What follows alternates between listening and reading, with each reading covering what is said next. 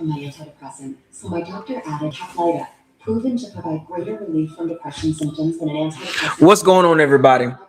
Welcome to BucosLocker. Subscribe to the channel, like the channel, share all the videos. Don't forget to hit the notification bell icon to notify you on all new videos that's posted on this channel. I told you I'll be back. I told you. I'm gonna get you. Got to get you. We are here. End of the season is finally here. The football gods was not in our favor. The Bucs season ends on hope. So long, Lavonte David. It's been a great run.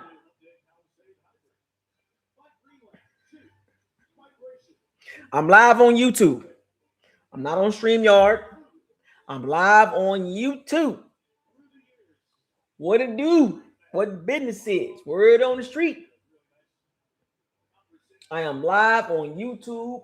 Share this live YouTube stream to all the Bucs groups on X, Instagram.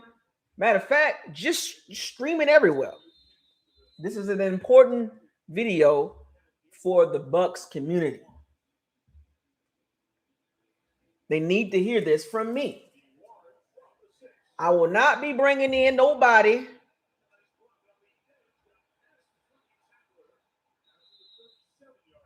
on live with me today. You want to talk about crypto? You got time? This has been my alfalfa one right in the middle. You want to talk about crypto? You got time?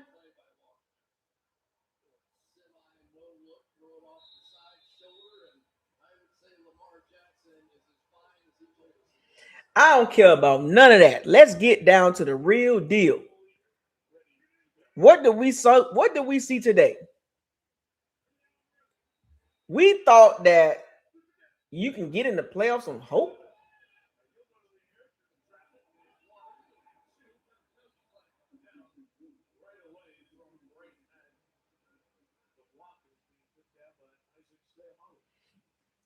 You can't get to the playoffs on hope.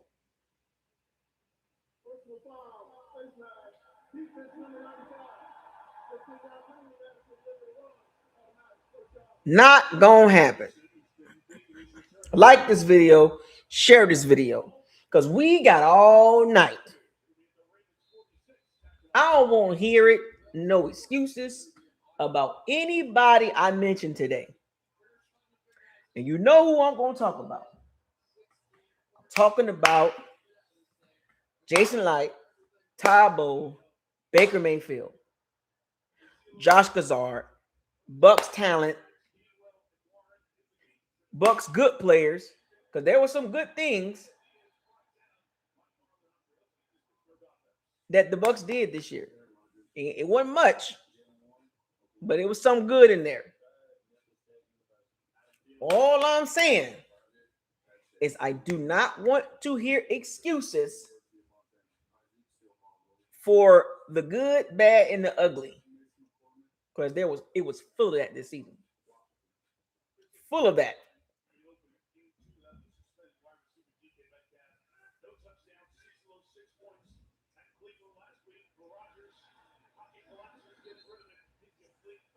The Bucs really thought that they was hoping, some of you Bucs fans, Baker Mayfield, were hoping for a rookie quarterback without his number one, number two, number three, without his RB1, RB2, well, receiver one, receiver two, receiver three, RB1, RB2,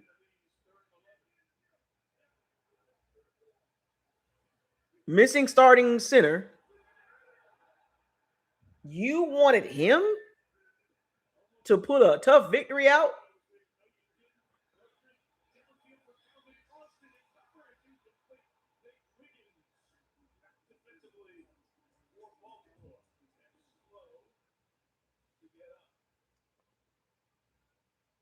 That's what you wanted?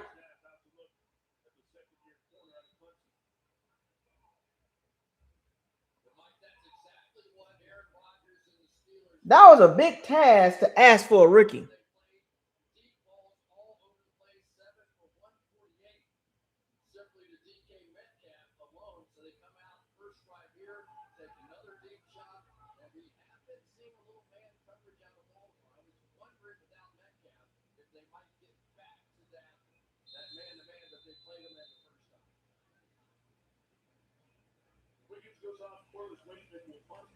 We are here. 8-9. Started the season out 6-2. Finished 8-9. So you want 2 games out of the last 9. And this is what y'all want to bring back?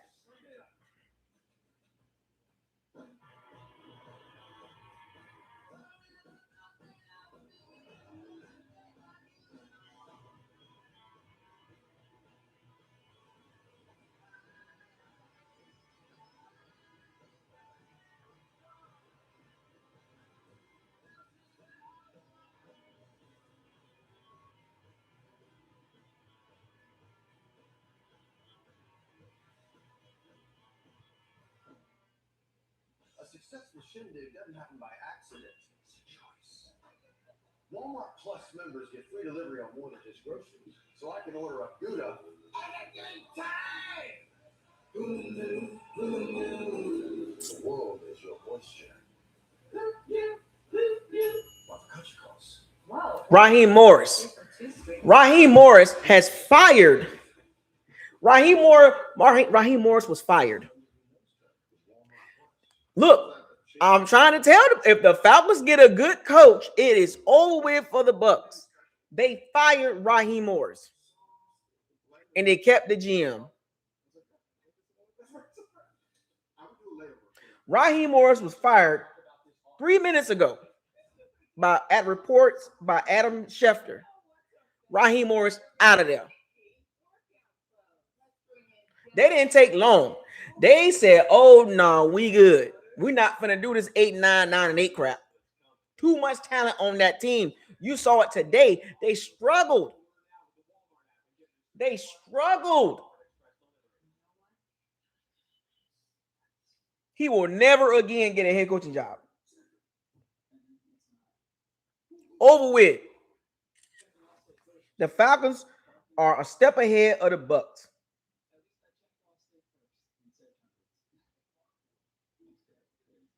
It didn't even take long.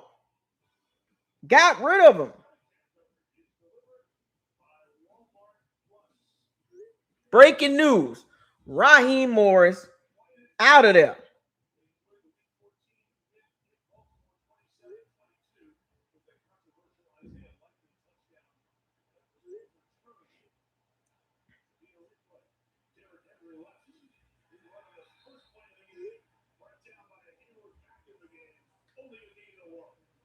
Falcons not playing. They got that man up out of there. And I'm not surprised. They underachieved. There's too much talent. There is no reason for you to be 8-9 with that talent. You lost to the Dolphins, you lost to the Jets. And then you're losing close games to the Colts and Patriots on boneheaded stuff. Special teams, offense don't look good. They kept the GM.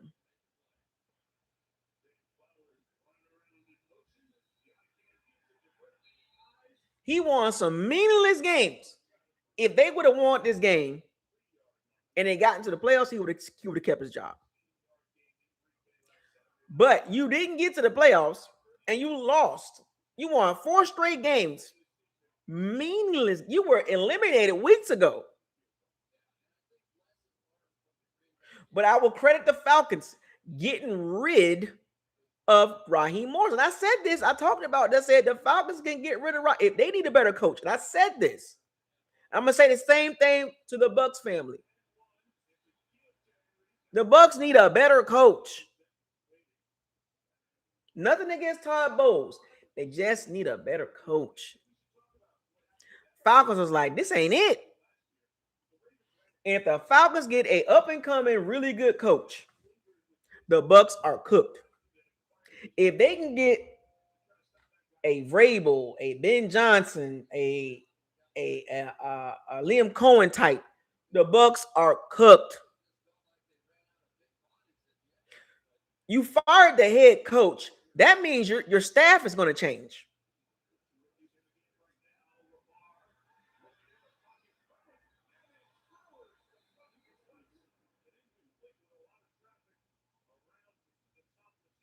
If the Glazers want to win, you got to move on from Bowles.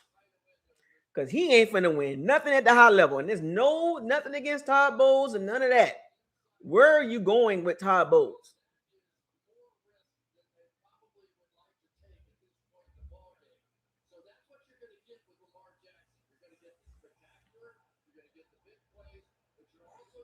Raheem Morris, once again, was fired. They didn't even wait till tomorrow. The Colts are bringing back Shane Steichen and Chris Ballard.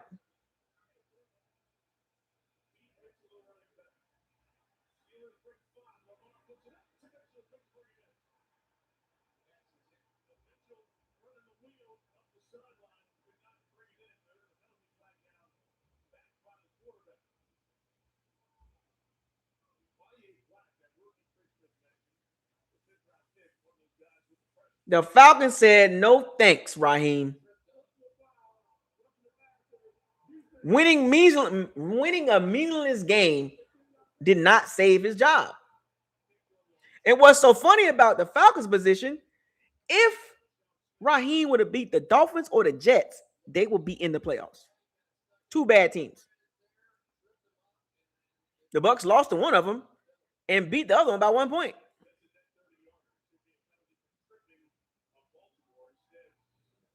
Let that sink in.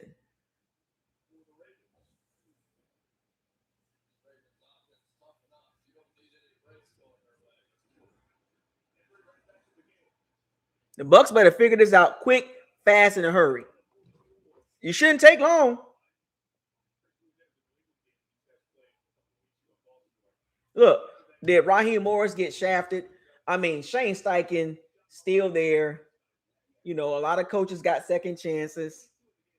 You know, Raheem got a second chance. And I'm gonna get back to the Bucs. It's sad to see it, but you gotta win.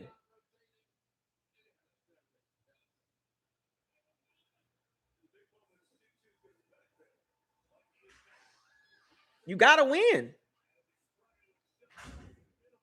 You can't wait. If you got your guy, or you can do better than it. The Falcons said, I'm good on Raheem Morris. They got rid of him. They didn't even wait till tomorrow. They didn't even want to talk to the man. On Black Monday, you know, the day after the last game, Monday, Black Monday. They didn't even wait till Black Monday. They got rid of him 5 minutes ago, probably after the game. Because also, another thing that probably played into a fire and him getting fired is, y'all saw the game today? The Falcons look awful.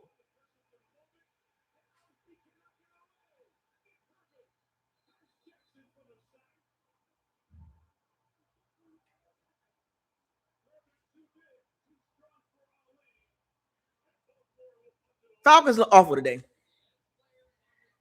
Arthur Blank, Terry Fontenot was like, we good. And Terry Fontenot keeping his job. They keeping the GM. He hired Raheem Morris and Arthur Blank too. So how do you keep the GM too?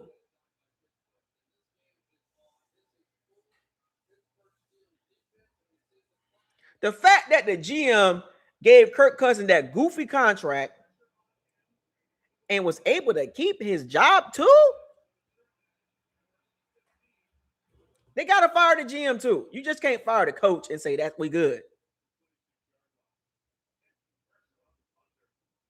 How does the GM survive and Raheem Morris get fired?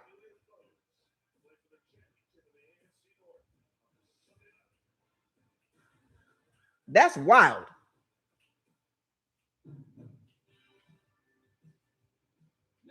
He went 8-9.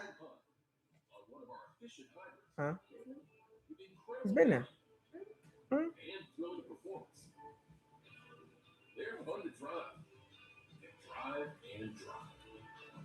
8-9, 2 seasons in a row. Nah, fam. And I hate to see that stuff, but what? Yeah. Go on over there. You'll be all right.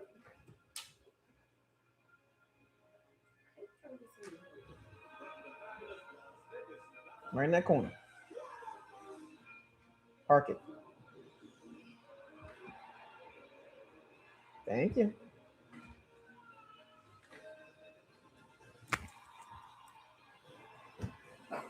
Don't do that. Anyway. Yeah. Oh, they fired the GM too? Whoa. Wait a minute. Hold on, let me see.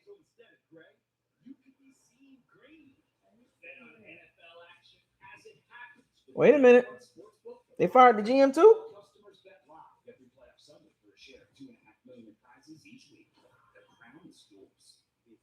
Meanwhile, Shane Steichen and Chris Ballard coming back, and the Colts been mediocre. That's what all things ain't equal. I'm not gonna go down that rabbit hole, but y'all, I mean, you know, I'm just saying. I ain't finna go down that rabbit hole, but it's kind of weird that Chris Ballard and Shane Steichen get to keep their job.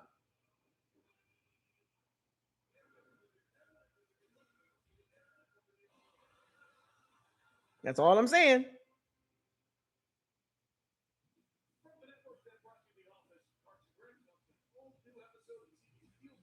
That's all I want to know.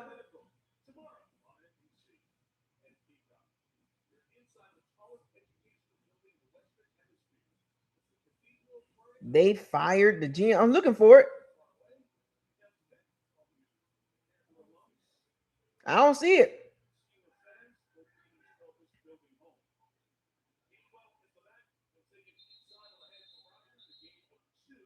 Thomas on the Bucs got the best roster. Who told this clown that?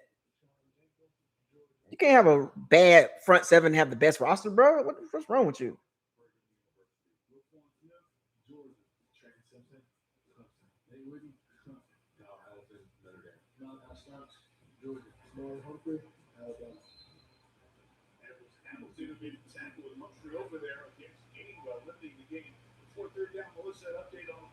And the Panthers are bragging about the NFC South Championship. Oh, Ian Rappaport. Okay, let me check Ian. That's another. Let me see. This is wild. Let me check Ian. Oh, they did fire him. Breaking news: the Falcons have clean house, GM and head coach.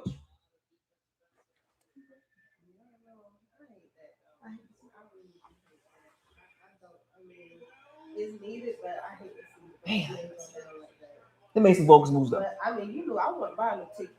It's gonna be the same. Not now. You can think about it. You gotta see what they do. I need to see what's gonna happen. Yeah. Like now, I might consider keeping my car because today that car was coming off. Nah, wait. Told you to wait. I told you. So they got rid of the GM and head coach. So guess what's about to happen? They about to go get somebody. I'm telling you right now. I'm gonna tell you, Bucs fans, right now. The Bucs better figure this out real quick. If you're gonna keep Todd Bowles and Jason Lion, all right, it's gonna come with some consequences. All I'm saying, if you want to stay at mediocre levels, because the Saints coming, the Panthers are pretty close, and the Falcons trying to get better. And if they go get a guy, overdose from the dopest pen, you know, I wrote this and I said this, my condolences. The Bucs are in a peculiar situation, and it's not good.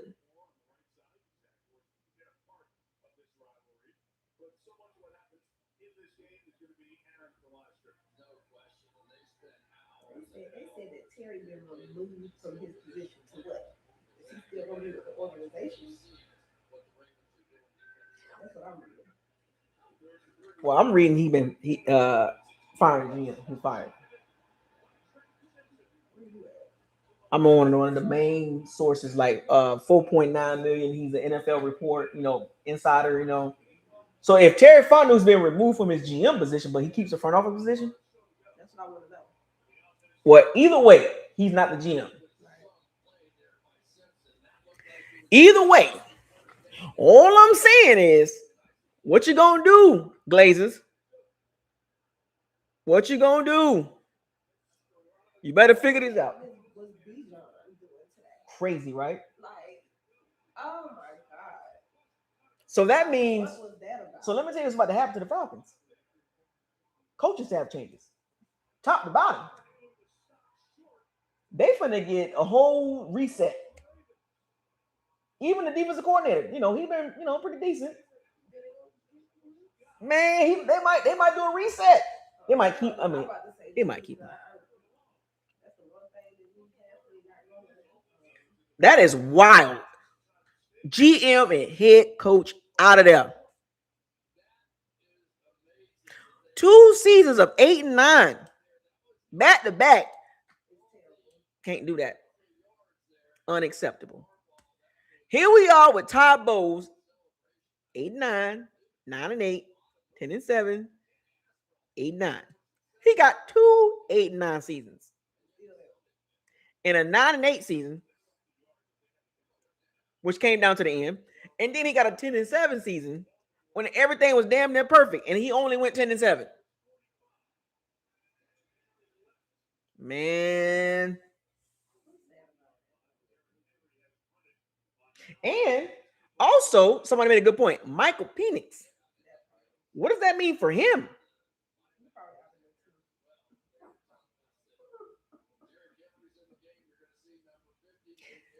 You sign Kirk Cousins to a bogus contract, and then you turn around and draft Michael Penix.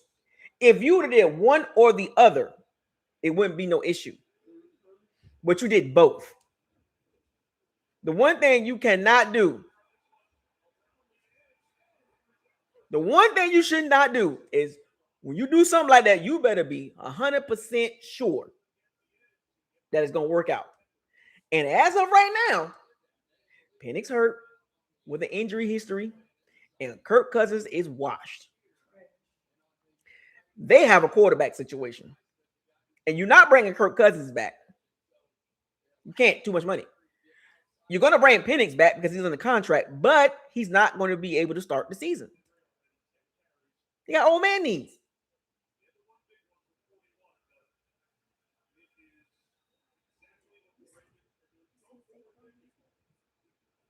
He lost 234, and we had 240. Don't remind me.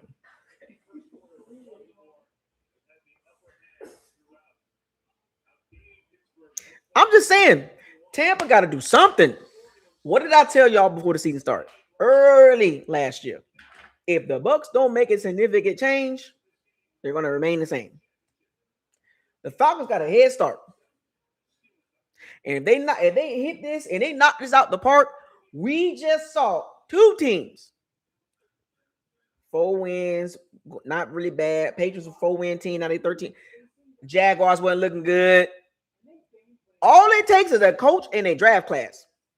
And the Falcons already got pieces in place. Another draft class and a better coach and a better GM, they're going to be clearly better than the Bucs. And I'm just going to be honest.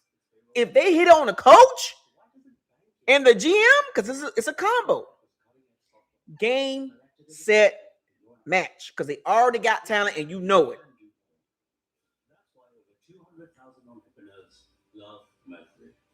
They already got talent.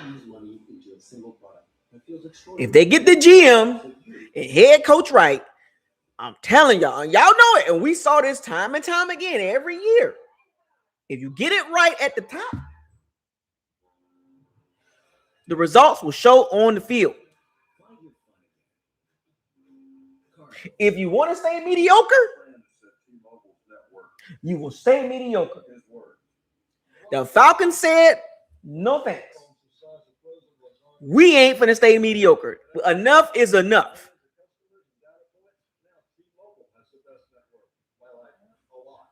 Check it out for yourself. You can switch to T-Mobile from your phone. Because now you don't know what the Falcons going to do, but you know this. Changes are here. And what's so funny about the Falcons is all they got to do is get the GM and coach right. That's all they got to do. They got the players. They got that quarterback situation a little weird. Penix might come back week 7? They might move on from Penix. Can you believe that?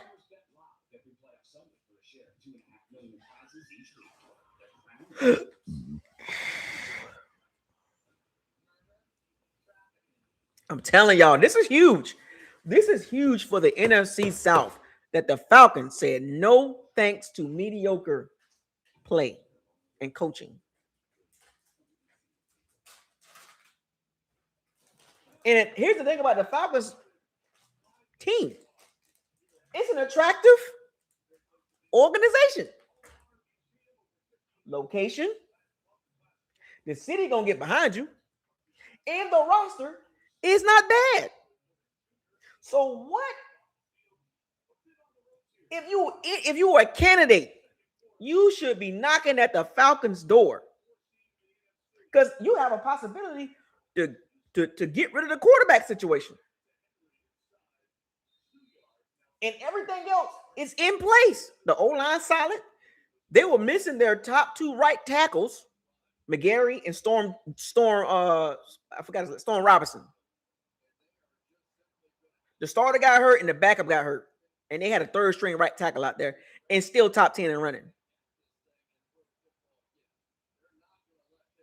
You can implement a better system for that roster. Better coaching, better and the draft picks have been pretty good. They just need better coaching. I told y'all this.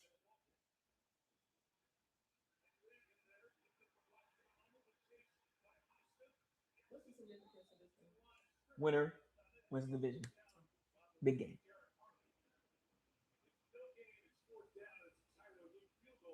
All I'm saying.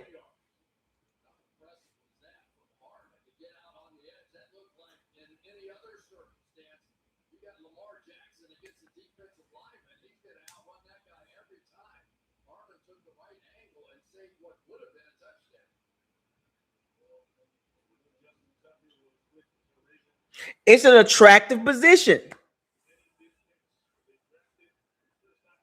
I'm telling y'all, if they get a solid quarterback, what's that? What's the odds? Yeah,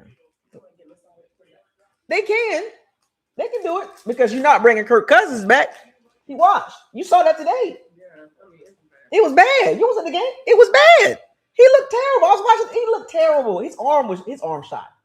He can't make the throws. Y'all saw the game. He can't make the throw. I saw the ball just floating there to Mooney. Mooney was open. Yeah. But I'm saying the balls that Kirk Cousins threw was terrible. Terrible. I'm a receiver. I know how this works. The balls it took too long to get there. He don't have it. But Kirk Cousins could have did a better job. He was terrible. He was terrible. If they just get a solid quarterback, better than Kirk Cousins, and can hold the fort down, because you're not going to get rid of Penix because he's under contract. So you're not going to throw that away.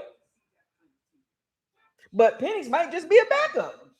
A first-round pick. That part. Not a bad player. Too much going on here. And that's why they probably got rid of that damn GM. I remember the video. I remember it live. He was, that was just, about Arthur Brent was like, huh? All right, cool. I saw it. You got to get the quarterback situation.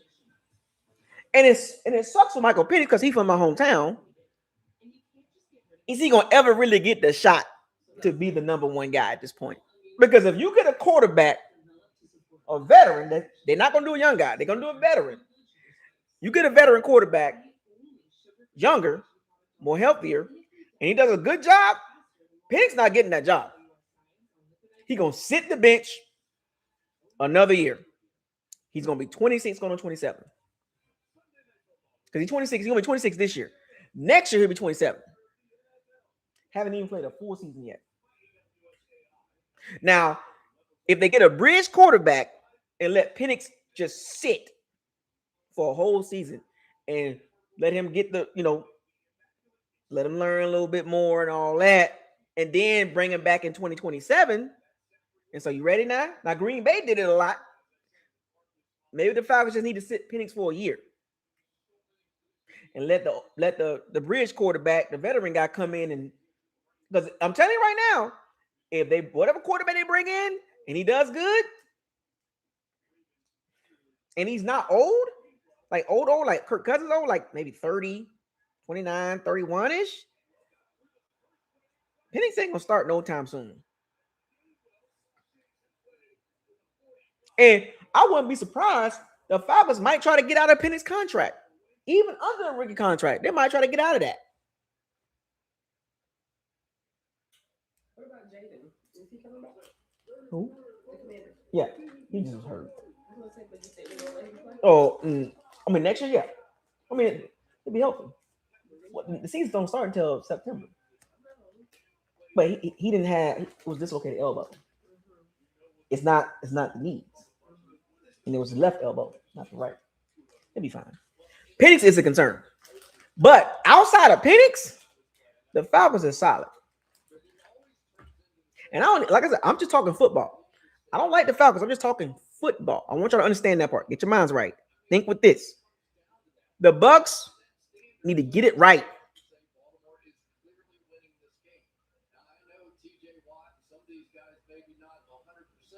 There will be some options for the Bucs to upgrade that roster. But now we're going to get back to the Bucs. So we seen what the Falcons did. The Saints going to keep Kellen Moore and Nicky Newmans.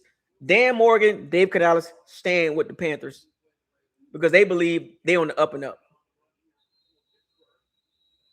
But the Falcons, they can be the number one team in the NFC South. And the Bucs, if they keep Todd Bowles, they got to get this draft right, and they got to make major changes.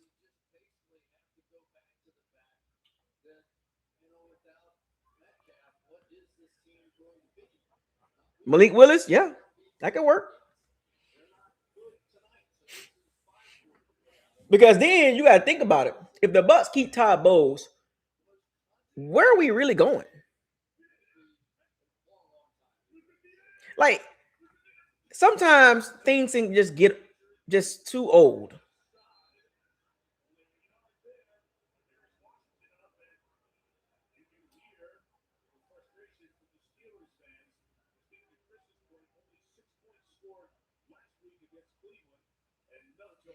Because I told y'all earlier, the Bucs can fall apart next season. Because what's going to change with Todd Bowles and Jason Light? What's going to change? What they've been running for the last 4 years, or really since 2019. It's reached its peak 2020. Well, actually 2021 was the peak because they had 13-4.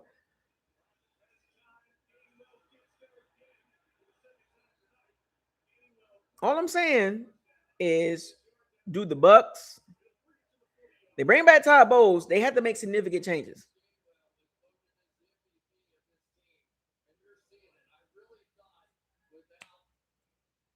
That's all I'm saying. Look, you keep Todd Bowles, it is what it is. You can't complain as a fan. You're just gonna have to roll with it and say, okay, this is what we need from a roster perspective. Because remember, you start at the top first. You have to evaluate the head coach and GM. Where are you going there? So as of now, we've seen 4 years of, okay, this is what it is.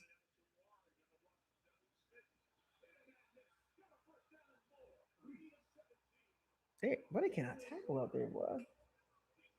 All he doing is just check down. It's working though. 20 degrees out there.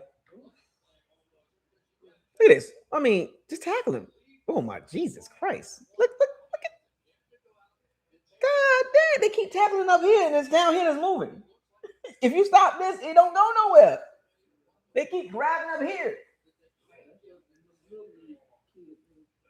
all the time. Right. Grab a jersey. You got to stop the legs.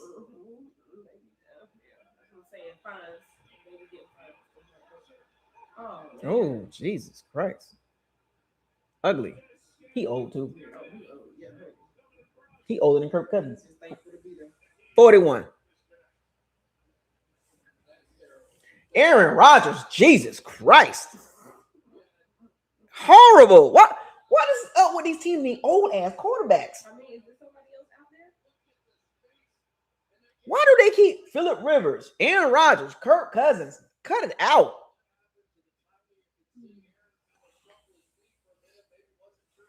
Oh, we the 2022 New Orleans Saints. Why you say that? What's the similarities?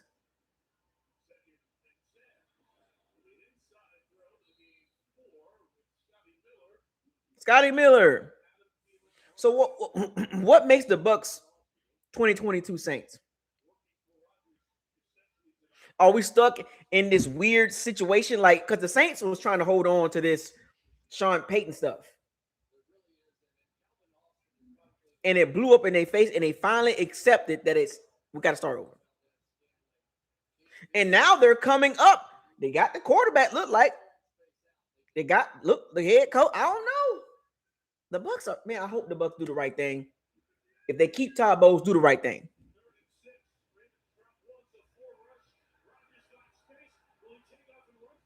No. Too old. Legs ain't the same no more.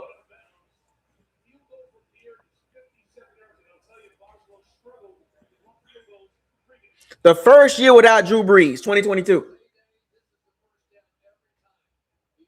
The legs gave up. Look at he huffing and puffing. He trying to get that first. Yeah, them old quarterbacks to get you in trouble.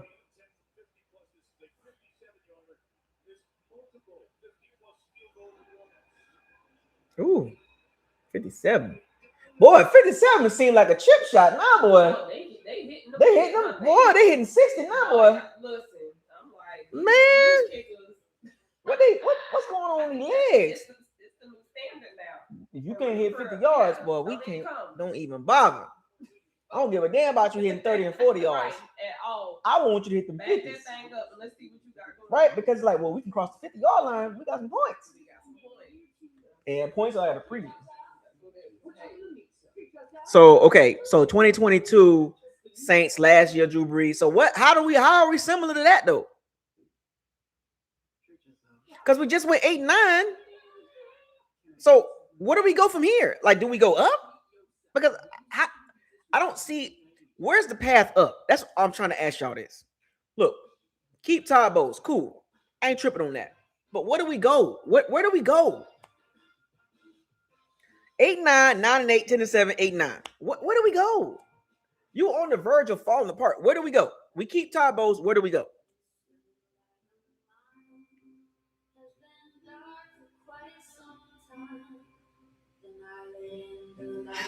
All I'm asking is, where do we go?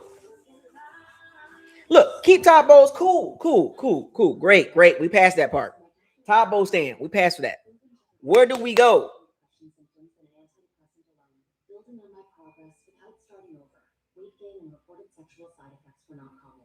So you're saying Todd Bowles is equal to Dennis Allen? Your doctor about new or sudden mood changes, behaviors, or suicidal thoughts right away. Antidepressants may increase these risks. Report fever, confusion, stiff muscles, which may be life-threatening. Because the Saints moved on from Sean Payton. They got Dennis Allen. Then Dennis Allen started floating around that 9-win, 8, and then it went downhill. Are you saying the Bucs are in that situation? We keep I'm past the fire Todd Bowles situation. Consultant probably. Watch. We just need your voice. We just need your voice. Why not Michael Vick? You know what I'm saying? Don't bring it night, right? Yeah, well, I get it though. We need somebody to just kind of get us. Yeah. Don't be surprised that happens. We keep Todd Bowles. Great. Where do we go? I want somebody to give me the plan. Where do we go from Todd? We keep Todd Bowles. Let's move past the fire Todd Bowles. Todd Bowles stand. Jason Light stand. Where do we go? What significant changes the Bucs need to do to get better? Because right now the Bucs are stuck in mediocre.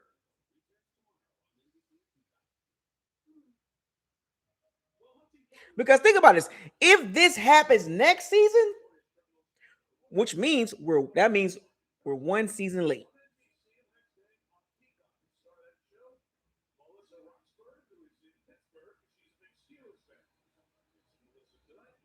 Because I'm just trying to figure out what is going to change than what we haven't saw in the last 4 years. What has changed that's going to make it seem like year 5 is going to be this outstanding year?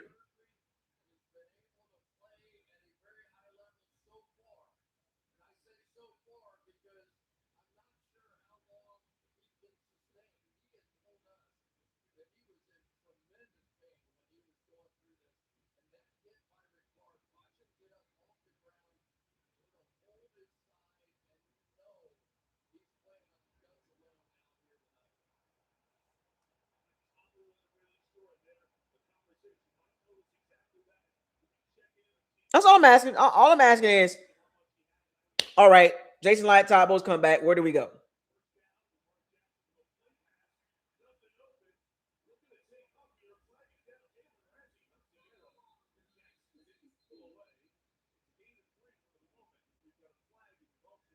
Where do we go?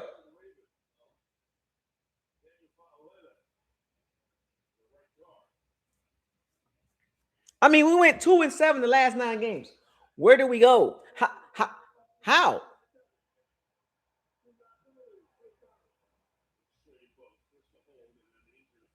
Where are we going? Like, is it going up? We go up from 8-9? This is not a new coach.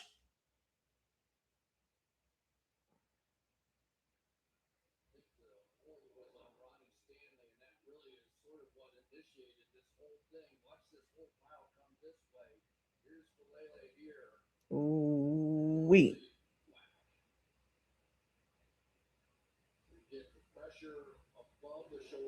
Some big dudes out there. 300 pounds. That's why when they get old, boy, them knees be gone, boy. No cartilage.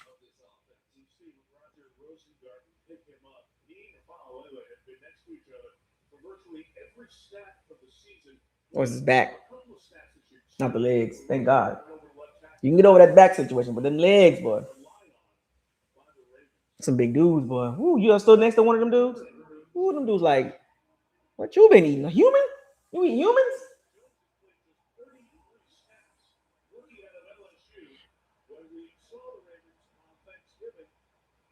Look, we keeping Todd Bowles, we keeping Jason Light. We just went 8-9.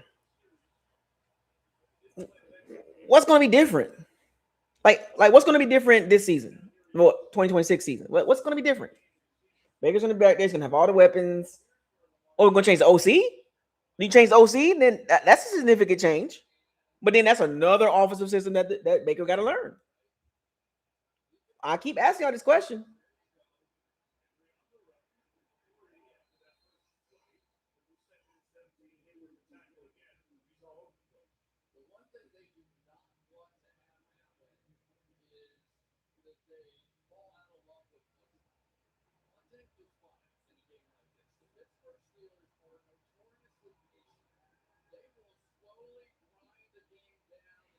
I got a feeling that probably Josh Cassar, in my opinion, is going to get the axe. If they bring him back, that is a dangerous move. That means the Bucs ain't really trying to go past where they are now. They're cool with mediocre.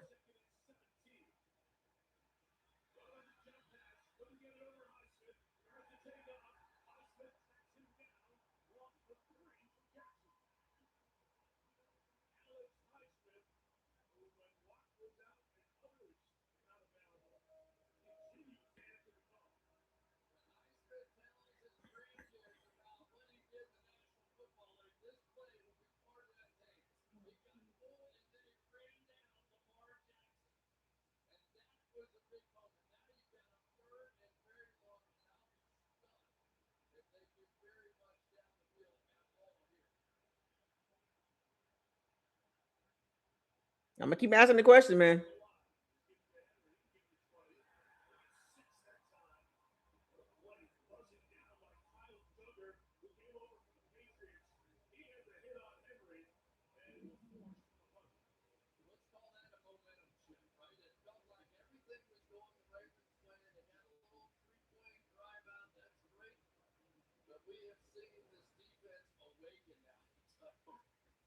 Do the Bucs get a defensive coordinator?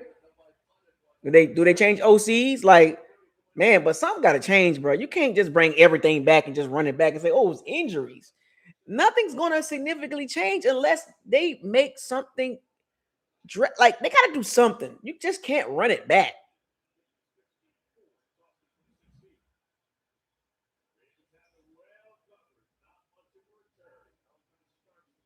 You can't run it back.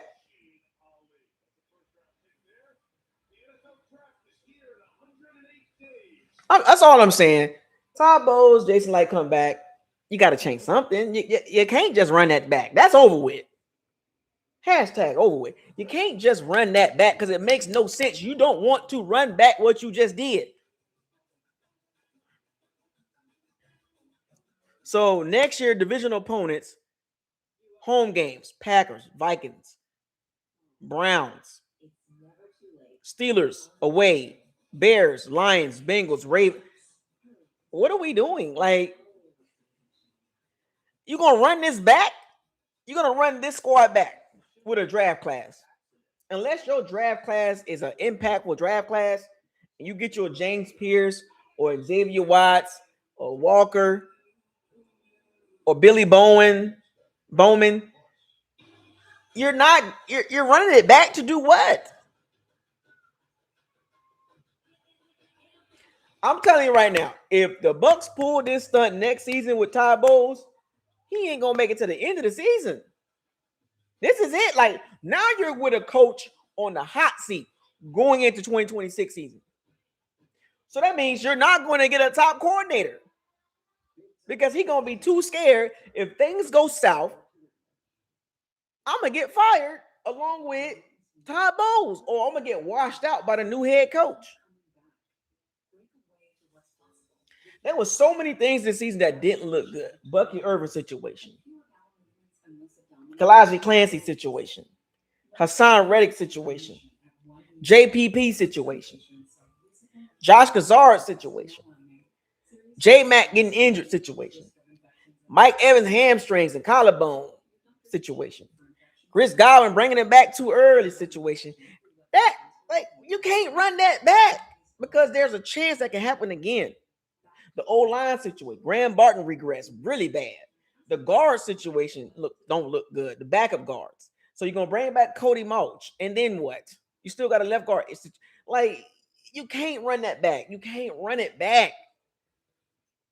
This is not Tom Brady, man. Move forward amicably. You have to move forward. Make something happen on that staff, in that roster. You cannot run this back. I'm telling y'all, man. I said this in 2025, January. Something significantly has to change. Significant changes have to be made. If you're going to keep the GM, if you're going to keep the coach, cool. What are we doing with the coordinators and the roster?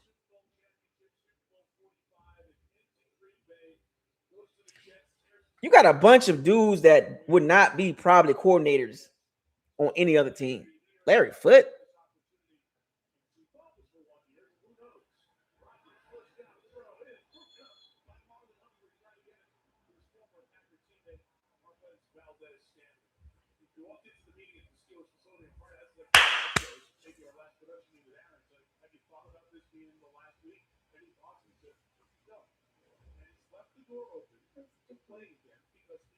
Yeah.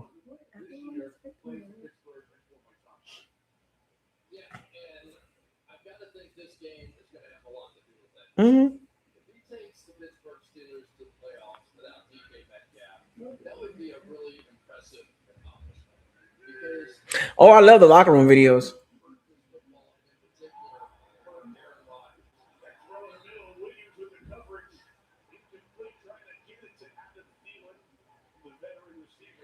Yeah, I mean, I don't know, man. Like, so many things just didn't look good, whether it was injuries, coaching decisions, roster moves, lack of urgency. Like, if the Bucs just had been a little more urgent, they probably could have just won the division weeks ago. And they didn't do it. That's the scary part about it. Like, what was Jason like thinking? You would rather go 8-9 and not go to the playoffs than you rather do that than make a move?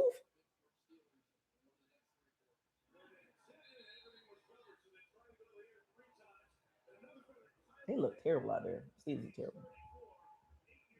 Aaron Rodgers need to go away.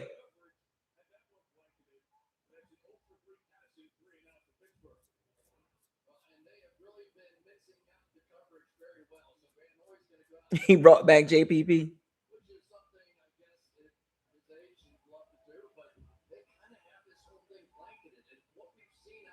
I don't know, man. I'm kind of a little nervous because the Bucs. I don't know. They're unpredictable. I don't know what they're gonna do. But all I know is this, and I'm gonna say it again. They better make some changes. The other team's coming.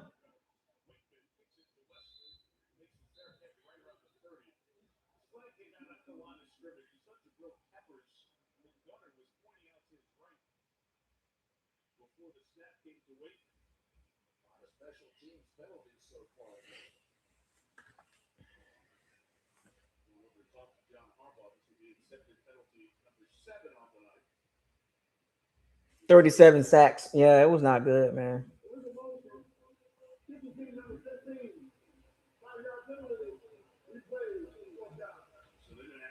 It's not good, man.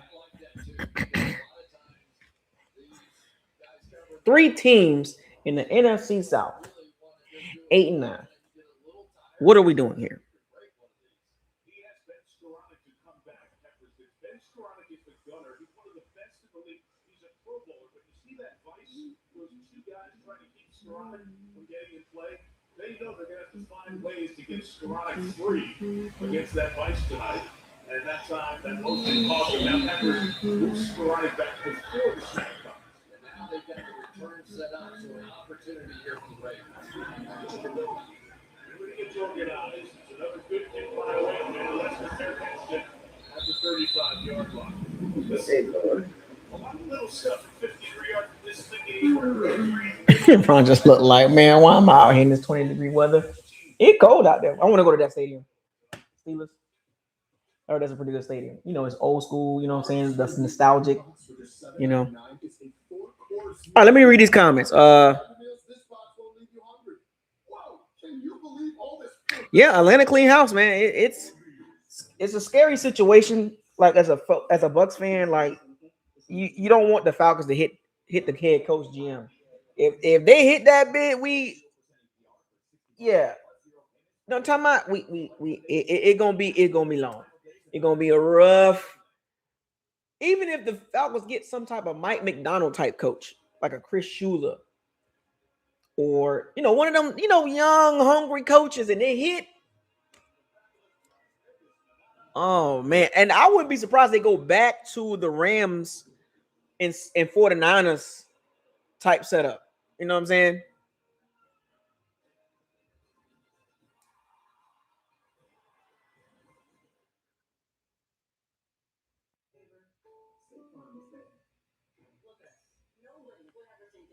I don't know, man. It's a lot to think about. And I'm gonna think about a lot of stuff in the next few weeks, man. I got to see what the Falcons gonna do because I'm kind of like scratching my head, like, man, what they gonna do? Because they have an opening that is not bad. It's an attractive position because your roster is not bad. Your roster is not bad.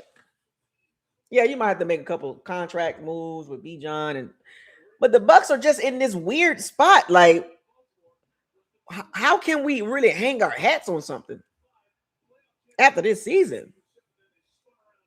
We almost got 100 people in here, man. I need y'all to like the video, man. Y'all stop playing. I ain't talking no more. I'm gonna be quiet for a second until y'all figure the likes out. Figure that out.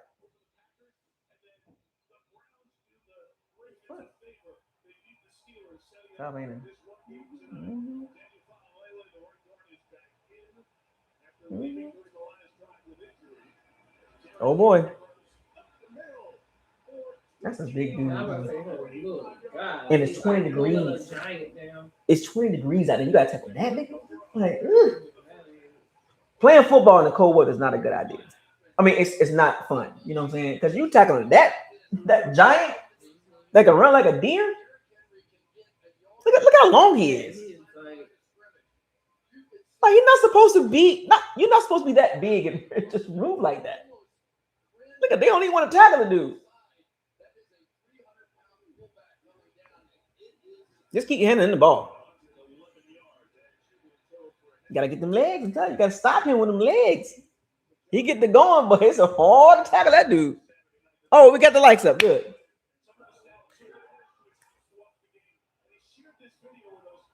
So, all right, back to talking. Special teams. OC. Special teams coordinator. Like, it's a lot, man. It's a lot. We here now. We here now.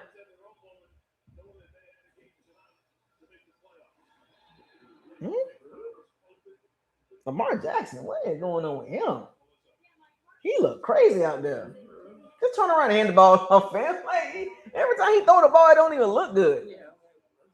He off target. He just looking crazy out there. Boy, do not get me started on Mark Andrews and Bateman. We had that goofy dude too. Did absolutely nothing. Absolutely nothing. Bateman and we had both of them. Remember, I was like, yeah, Lamar Jackson gonna be it. You know what I'm saying? Man, week 2 out of there. We got time for that, man.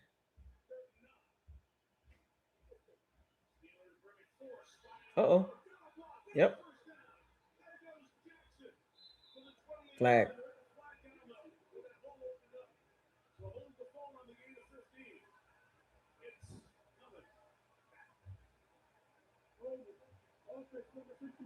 It's gonna be one of them games. I tell you. What do we do? He didn't have to hold.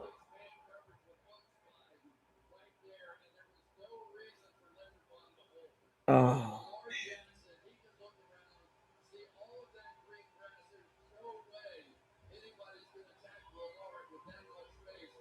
Didn't have to do that. Just let him run. Let him run up the field and just block him.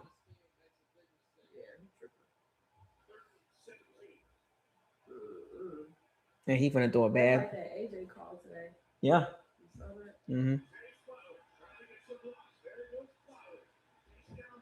Yeah, that was kind of similar.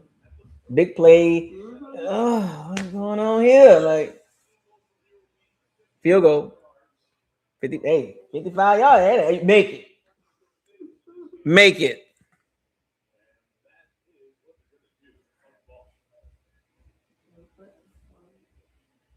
Oh, he punting it. Scared.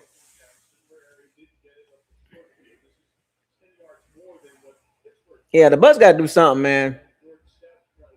So give me a list of things that you want to see Todd Bowles and Jason Light do. Because remember, my mindset is they're coming back.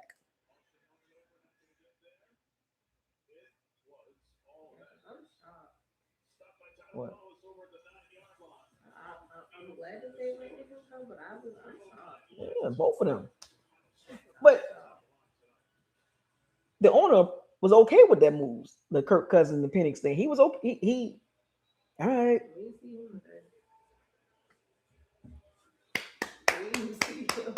None of that. Y'all hear him down there? He was up there. He was not one time on the sideline. I didn't see them pan over him and like nothing. Like not one pan? I did not see him today. Damn. So that should tell you a lot right there. They usually he probably already knew. They probably like, yeah. So you think the game over? You think even watching the game, they probably was like, yeah. Yeah, he probably knew before the game. I think they had. It's no last minute thing. I'm about to say, yeah. Like I think they've been known. Yeah, I think they probably was like watching the game. But like, they just decided we're gonna wait to the end of the game. And I think the game was like even more like, yeah. Like, what are we doing? This ain't it. If you would have like straight out just mashed him, he probably would have been like, oh no, the way that this came out, like I feel like they did not care. It didn't take long. It did not take long. That's why I'm like, this was like they probably was like, it don't even matter. It don't even matter. This is the decision. Yeah. I feel that man gotta go home to his family. I mean, he'll get another job as a coordinator. I mean, you know what I'm saying? But that's not the point. Like, can you imagine having to walk into your house after a win? Like, and you won 4 straight. You get what I'm saying? Like that's 4 straight. I feel bad for his household. Yeah, I mean, he was 4-9, and we thought, you know what I'm saying, it was 3-7 at one point. It was like 4-9. I was like, man, they might have to win out to keep his job, and they won every game after that, and it wasn't enough. The Jets took us up to that. That was a big issue. And it was special teams. That took it up through there. That was a bad loss. They won 3 games with us being one of them. That's a problem. That is crazy. The Jets are terrible, and they beat y'all on some Bo Ricker too. 3-win team, and one of the wins against your team. One of the wins is us. The thing about this, just win that game. You in the playoffs. 9-8. Just win the game. Just find a way to win that game. Just find a way to win that game. Forget the Panthers game. Forget the Dolphins game. Just win that game. You're in. Total box job. And that was just like, mm-hmm.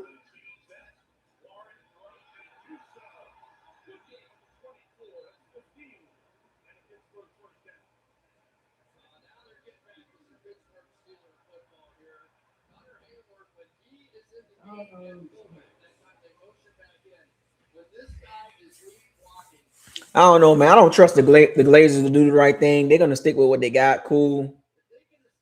All I'm saying is that's a dangerous move. I'm telling y'all right now.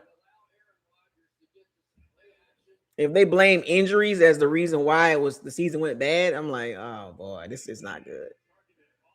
This gonna end bad.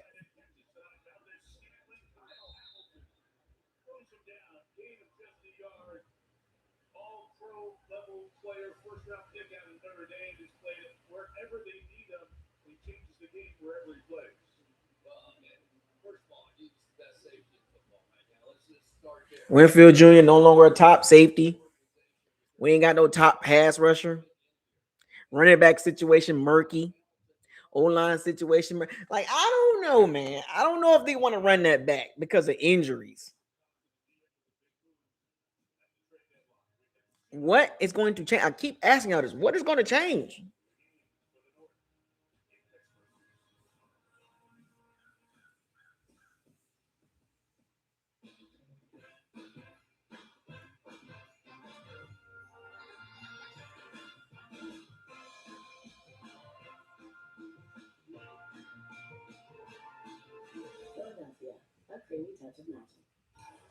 Yeah, the 49ers were injured and they won 12 games. And they lost 2 all-pro players and they still was doing some things. It's coaching, man. Like, I don't want if the Bucs had a better coach, I think they'll win a lot more than 8 games. I think we can all agree with that. Is everybody in cahoots with that? If the Bucs had better coaching alone, you keep the same squad, just add a different coach. Do the Bucs win more than 8 games?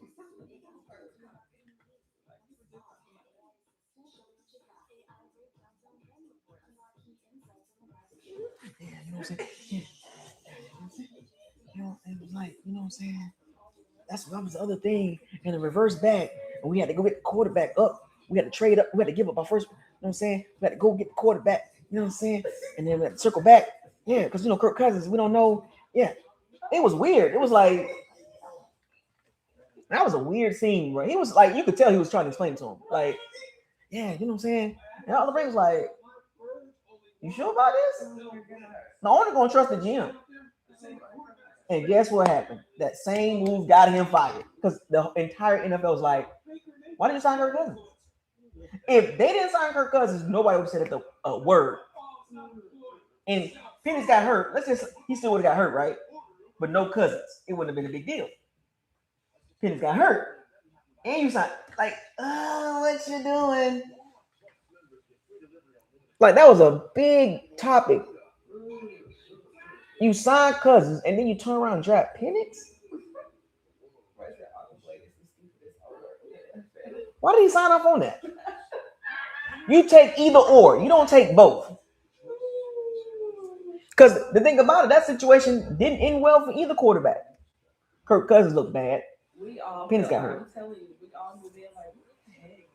The entire NFL was like, huh? Everybody was like, You took both. You signed Cousins. Number 12, Michael Penix. Everybody's like, you know, the pictures start flying across, and I'm all like, I mean, reports start coming up.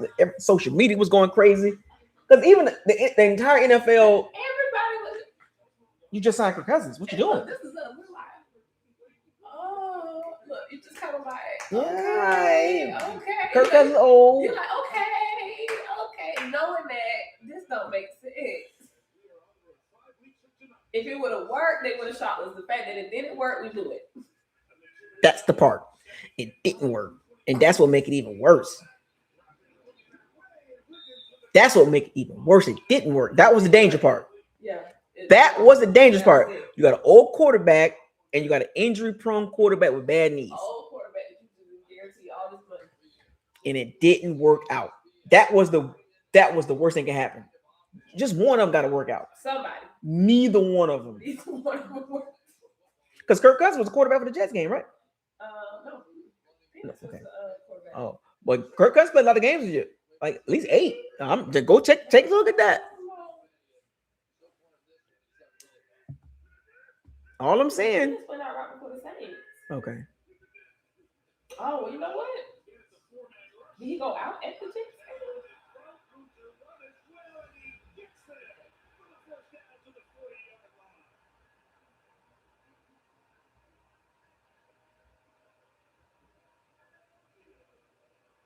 Can't tell you how many defenses I have seen destroyed when Aaron Rodgers, when they rush forward, and he always sees the open lanes. Always. Earlier in the first quarter, he just couldn't get there. Enough of a gap that time, and here we go. I mean, if they keep Todd Bowles, it's cool. You know what? That was Cousins. See? That makes it even worse. He couldn't beat the Jets. That's what I'm saying. Like, that was the worst scenario for the Falcons. Neither one worked. Eesh.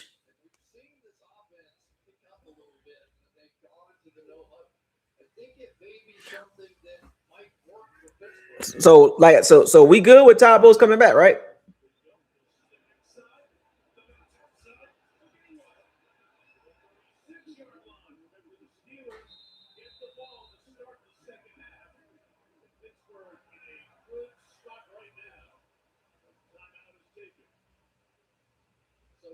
Turning it into a mental battle out there against Aaron Rodgers. So they're going to drop out, just rush. So let's just. Y'all good with that? Right? No problem at all. Let's let him turn around, slow screen pass, and here we go. But Aaron Rodgers, and his memory is as amazing as anything I've ever seen in my life. He once asked me, "You want to try and match with me?" I was like, "No, don't tell. No chance whatsoever." The defenses have the same issue. So when he's out there, and this is a no huddle situation, it really gives him the advantage to try to go faster. And Melissa, Adam Thielen a part of that. Yeah, you just mentioned that. I think the best thing for the Bucs to do is like Todd Bowles get a defensive coordinator. Like Larry Foote and them, like that whole staff just it's a big staff and it's unnecessary. They got a big old staff for no reason.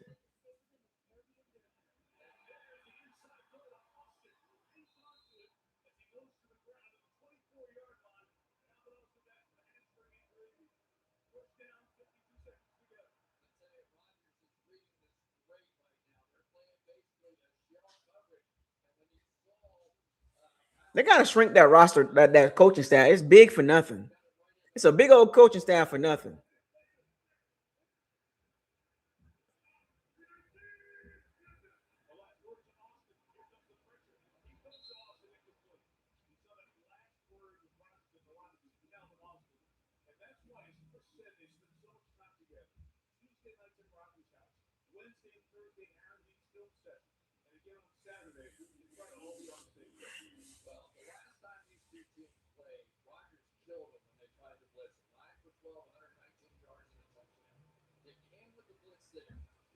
I'm telling y'all, man. Our schedule will not be easy. You know the Bucs. So what do we do here, man? That staff is too big, man, to be that sorry.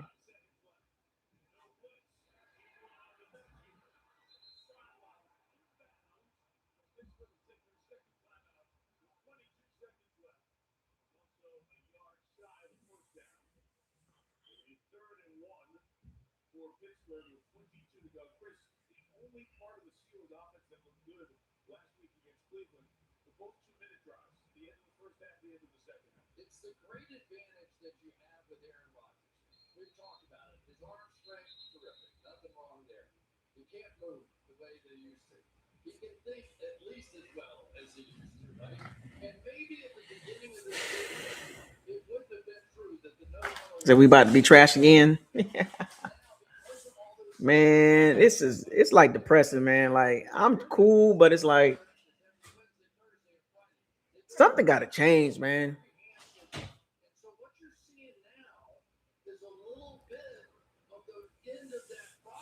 Yeah, pick number what? They pick what, 12 right now? That's the pick 12, right? Tyler Shuck, yeah. 14. Not a good spot. Not a good spot. Probably should trade down to get some more picks. The Bucs are in a dangerous situation. They run this back, it's gonna be a bad idea.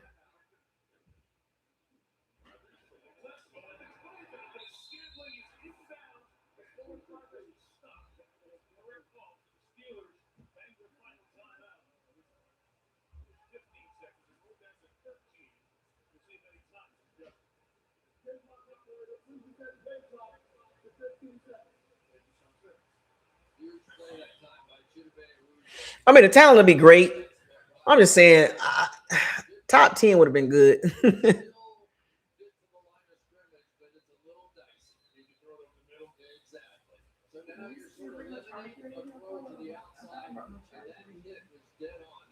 Nice.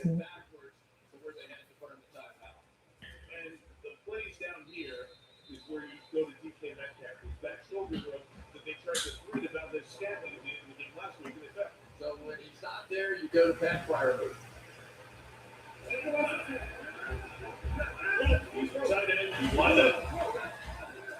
I think they need to change OCs. Gotta change offensive coordinators, man.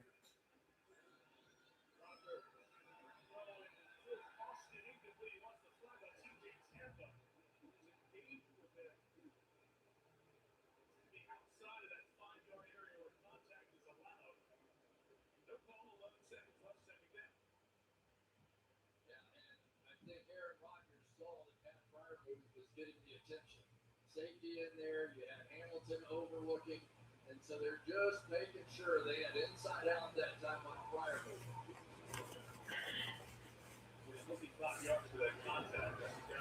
Yeah, I gotta change OCs, man.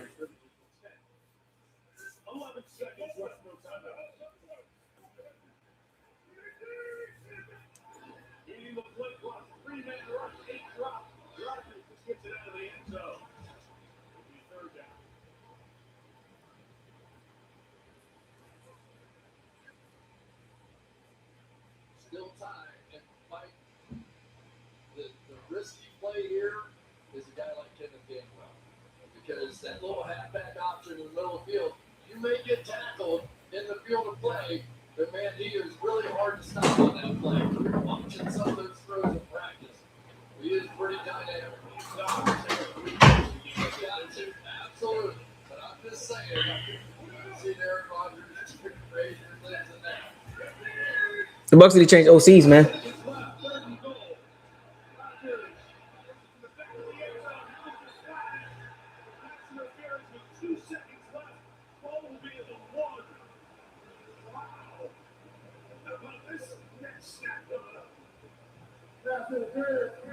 Defense number 14. The final play, end zone, the ball be played.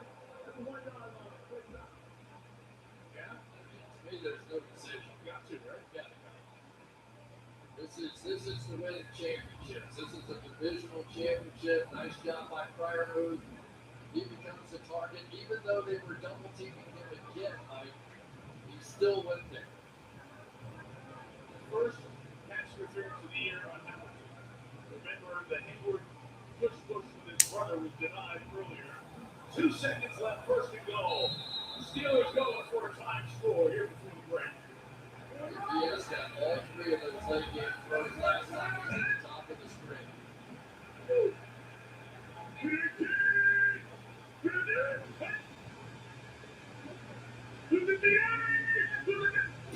Smith in motion.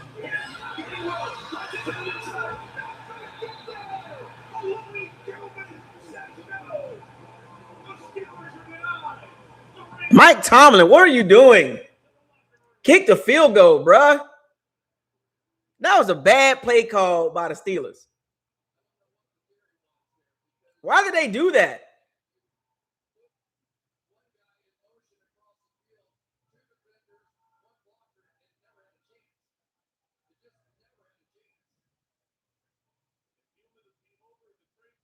Did y'all just see what the Steelers just did? Arthur Smith is the OC, by the way. A terrible play call.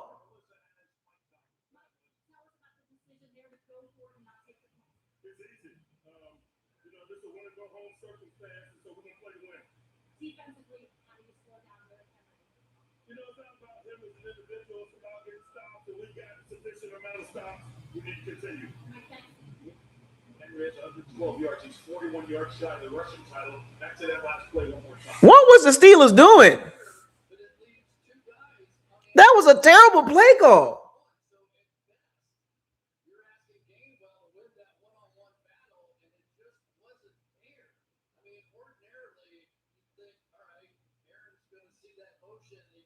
What would they?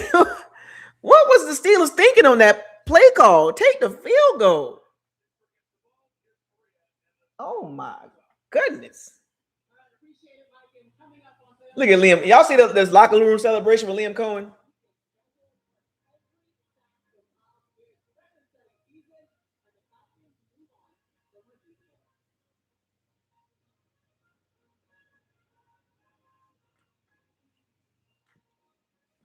Y'all see the locker room celebration with the Jags?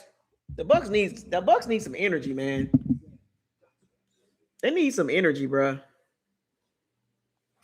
Todd Bowles is too plain, bro. I don't see where they're gonna go with this. I don't know. I'm gonna see what happens, but I don't know, man. I'm being skeptical about this, man. Yeah, you got to take them points. But did y'all see the locker room celebration with the Jags, the Bears, like the Lions, like, you know what I'm saying? Like Kevin O'Connell, like the Vikings locker room celebrations, like it just seemed like the team was connected. Then you look at Todd Bowles. See y'all on Wednesday. What? I don't know, man. I'm so skeptical of Todd Bowles, man, and I don't want to see the man get fired. But God, I don't see it going anywhere, man. I done seen 4 years of this.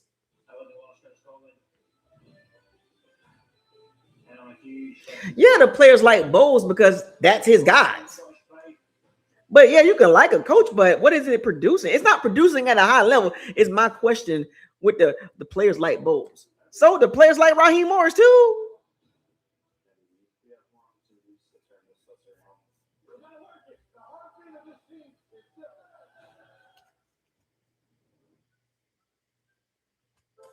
All right. Yeah. See y'all on Wednesday. What? Everything about Todd Bowles is outdated, man. And they bringing him back. Cool, but God dang, man. That ain't enough, man. Like you don't have the cachet to be doing 8-9s and 9-8s, and you know what I'm saying? 1-10-7 season, that was an outlier because you had Liam Cohen. A top 5 run game. Top of the league on third downs. You had a run and you had a passing game and a running game. So Liam Cohen was a big reason why the Bucs did go 10-7. All right. See you on Wednesday. Like, what are we doing with that?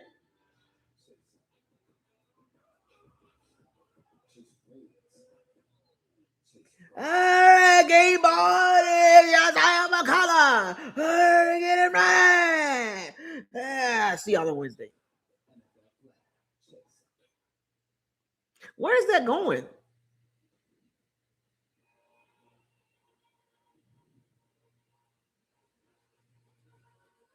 All right, get by there.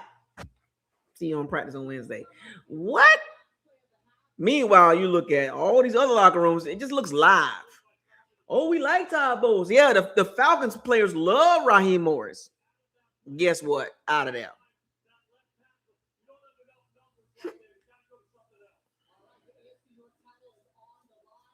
Yeah.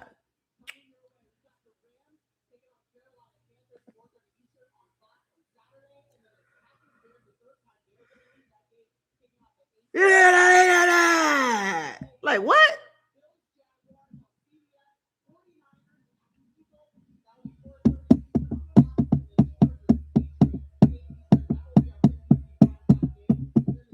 I don't know, man. It's dangerous, man. I ain't even gonna hold y'all, fam. Like, dangerous. He said the goofiest team in the league. Yeah, I think both the teams like their matchup here. I think the Chargers not playing their guys today. I think they wanted to go to New England and play against this Patriots team. The Patriots don't have a great pass rush. The Chargers are a little weak up front. I think they like that matchup, and I think for New England, they feel like our defense is able to get some stops, and I think they love their offense. Yeah, I think New England played as consistently well as anybody in the league. The one concern I have for the Chargers is they're decimated on the offensive line. And I can see them going to New England and making it all about Justin Herbert. All right. See y'all in practice on Wednesday. Get out of here. Get out of here, man. Get out of here.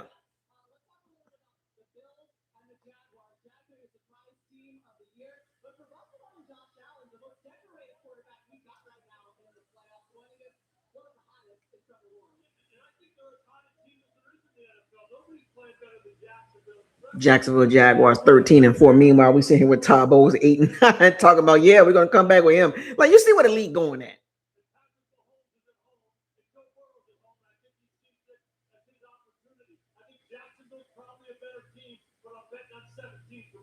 Not so fast. I think Jacksonville, they have a more complete team. And the truth is, this is probably the worst team Josh Allen has entered the playoffs with. But for Trevor Lawrence, this is the best team he's been with from a coaching staff, 2 players. So I think Jacksonville. Man, that coaching staff the Bucs got, man. It ain't it, bruh.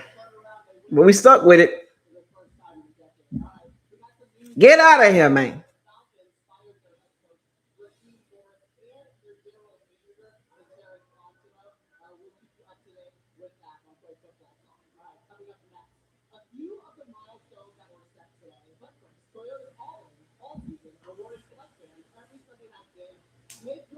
Bro, just get rid of somebody gotta go. Josh Gazard. You got him. Nah, bro. You can you imagine the Bucs just run it back with the entire staff? Boy, this is gonna be a disaster waiting to happen, bro. Not saying it's guaranteed, but it's a high probability.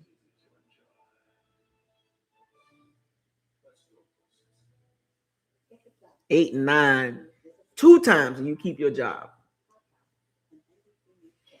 9-8, 8-9, 10-7. The 10-7 probably saved the season, but you get to keep your job with 2 8-9 seasons. You won the division with one of them, and the other one you didn't make it. No other division you will be in the playoffs or had a chance.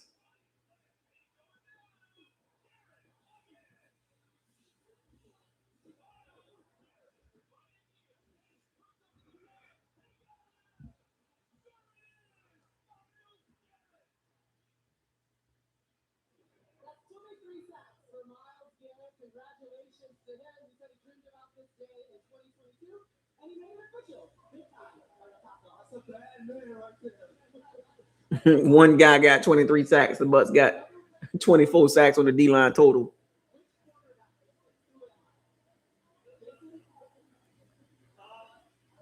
Might it be the quarterbacks who have played against the New York Jets?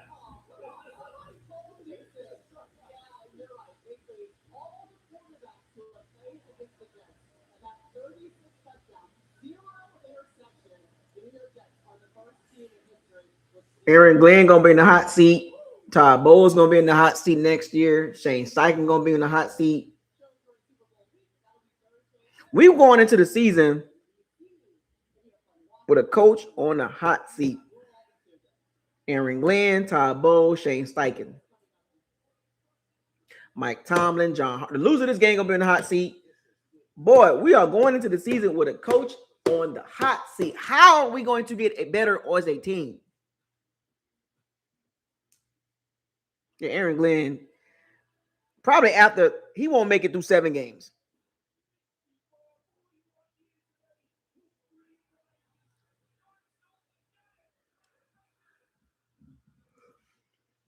We're going into the season with a coach on the hot seat. That's bad, folks. And they're going to play hard for him. This might look like the Falcons season next year. Losing close games, special teams, finish 7-10, 8-9. And then now you decide to get rid of Todd Bowles. If you don't win in the division next year, you got to get rid of him. I mean, let me just say that right now. And I said it here first. If the Bucs don't win the division next year, you got to get rid of Todd Bowles. Do we agree with that?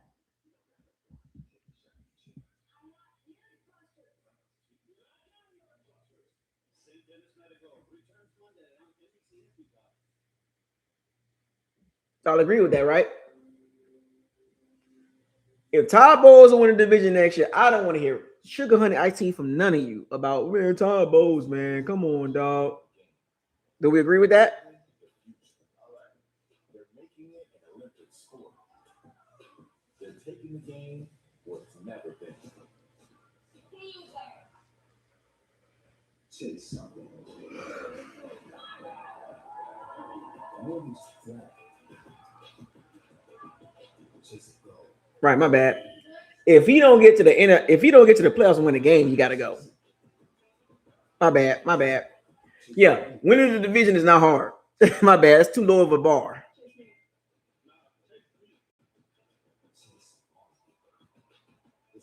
Yeah, that's too low of a bar. Get to the playoffs, win a game. If you don't do that, you're fired. Remember, I told y'all if the Bucs don't get to the NFC Championship this year, it's bust. What did I tell y'all? This is the bust.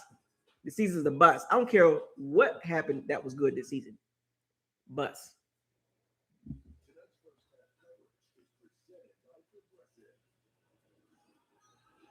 If the Bucs don't get to the playoffs next year and win a game, matter of fact, if the Bucs have another 5, 6, 7 game skid that they go 1-4, 2-6, fired. I don't think Todd Bowles is going to make it through the season if he does this again.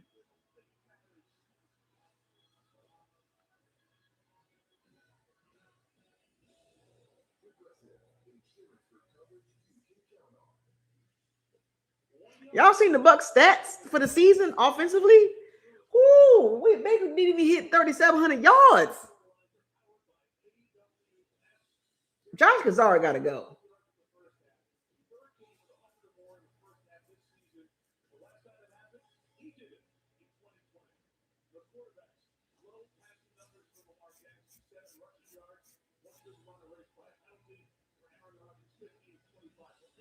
I know one thing. I'm not going to say 10.5 next season. I ain't saying none of that. You crazy as hell. I'm not putting my neck on the line again for the best team with this coaching staff. They coming back, cool. I'm gonna give y'all a little foreshadowing right now. It will not be 10.5. I'll tell you that much. Unless they make a significant change. Like I said, I'm gonna wait. But as of right now, I'm not picking the Bucs to win 10.5. I know that.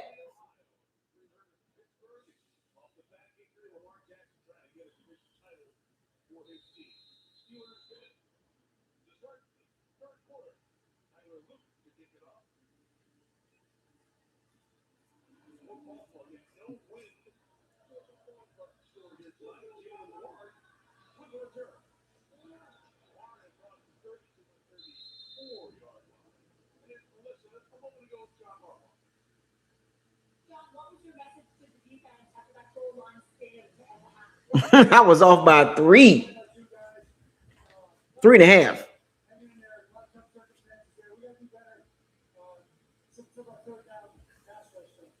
Derrick Henry very effective on the ground. How do you continue that for the rest of the game? You know, the holding count is jokes.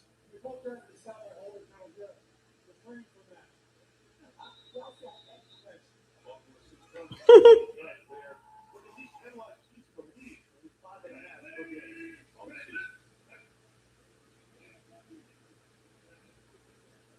I wonder if they did one first down and they jump in the middle of it. Running to get to the drive to the 33. Warren left to run. Warren about 9 to the 42-yard line. That was a different game when they got into that.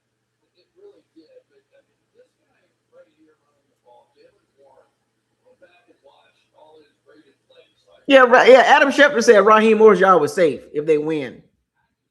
That was a lie. That's why you got to be careful with these reports, man. But man, I'm just nervous, man. Nerves, swerving and unburving about the Bucs, man. I'm just curious of what they're gonna do, man.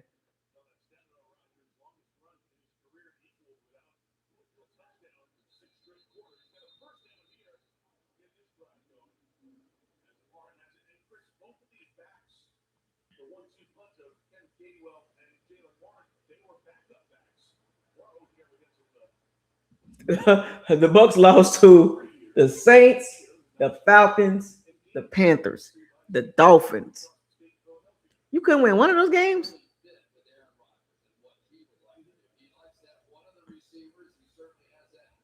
Tampa Bay Goofies. First down. Yeah, the Falcons got the drop on us early.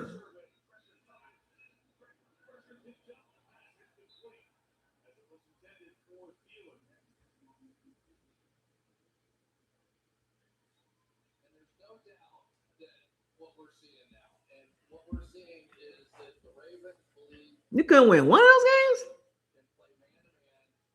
God damn.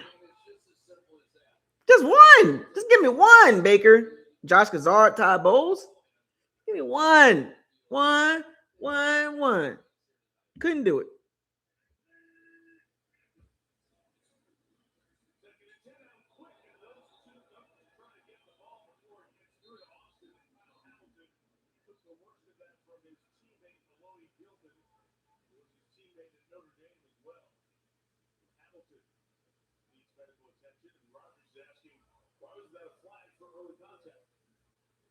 All I know is that this is potentially a very big moment in this game.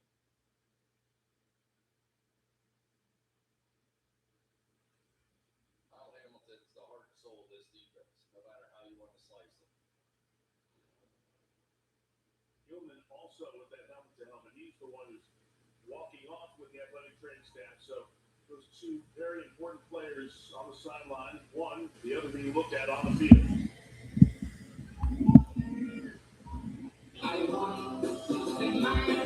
I mean, God dang, man. I keep thinking about them 4 games, man.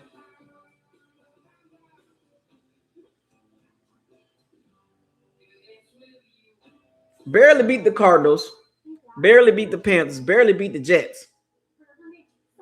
What are we doing, man?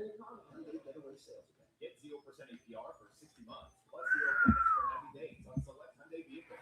Now, during the final days of the Hyundai Getaway sales event. I got this friend that said T-Mobile's network was a little dodgy. His word. Hey, man. Saints, Falcons, Panthers, Dolphins, Panthers.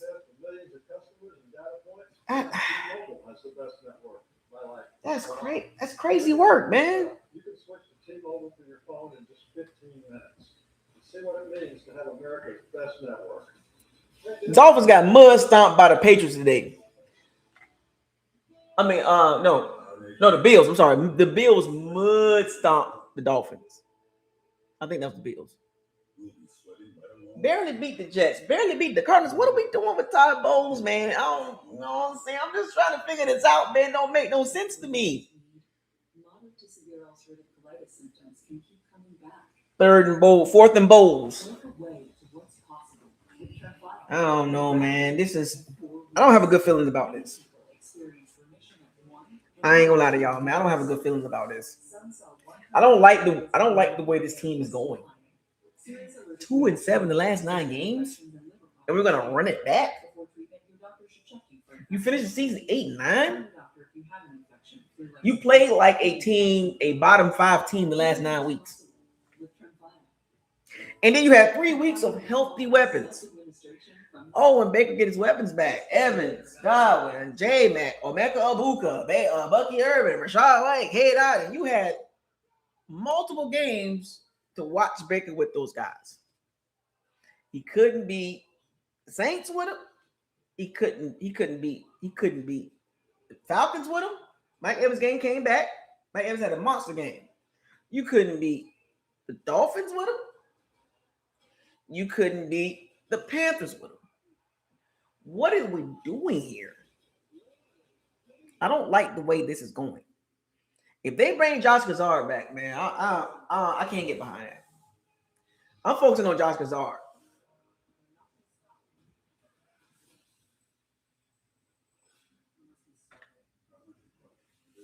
If you bring Josh Kazar back, man, that's gonna be so demoralizing. Sunday night football ends and Sunday night basketball begins with the Lakers at the Garden to take on the Knicks and the Thunder. So demoralizing. Sunday night basketball I- February 1st. We usually show you a separate Catholic and Hamilton football, the high school hoops on a Friday night here in Western PA. Kyle Hamilton got up, walked off. This is really Aaron Rodgers went over to kind of fist bump him, check on him. Respect for the fourth-year player. They're being looked at over on the sideline. And Barrett move is hurt from. So those safeties out. They go to Barrett move and they get the first down on the 41-yard line. Get a little fancy with that one, didn't they? They had Trent Simpson who tried to run all the way across the formation to go get there, but Aaron Rodgers saw it too fast. Like they were talking about Barrett move. And the first time he heard the move in the state, he was like, where are they moving? He didn't understand what's going on. We didn't know the legend of Heath Miller back in the day. It's his third target, first reception by a tight end tonight. Both receptions, Billman and Hamilton off the field, 4 ball field. Jonathan Smith running here that gets just a yard. Smith has run it 8 other times this year. And Lloyd Gilman comes back in for the Ravens, and Arnarius Washington checks out. You know, the one thing we have not hit on yet, at least I haven't, is Darnell Washington, the other tight end, who had become such a blocking weapon. And also, Yeah, I don't like the running back thing. If the Bucs run this back, it's going to be a disaster. I just got a feeling.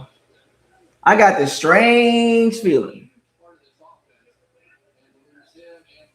I don't know why, man. It don't look like if they're going to start out again 3-1.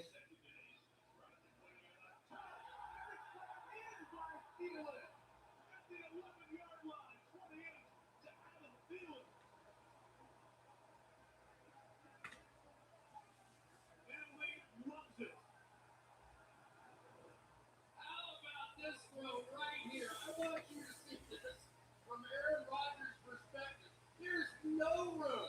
That's complete blanket coverage, and he knew he was going to zip it right by his ear hole, and that's what you get. When you get Aaron Rodgers. The Bills beat the Dolphins with no Josh Allen. Jesus Christ, man.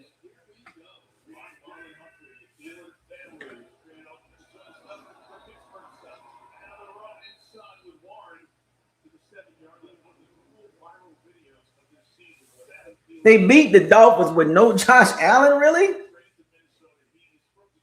AFC North, NFC North. Good luck with that schedule. Dead man walking. Oh, it was the Patriots that beat the Dolphins. Okay. All I'm saying is the Patriots, they beat the Dolphins with no problem.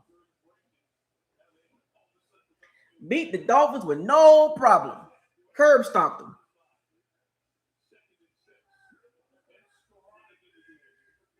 The Patriots curb stomped them.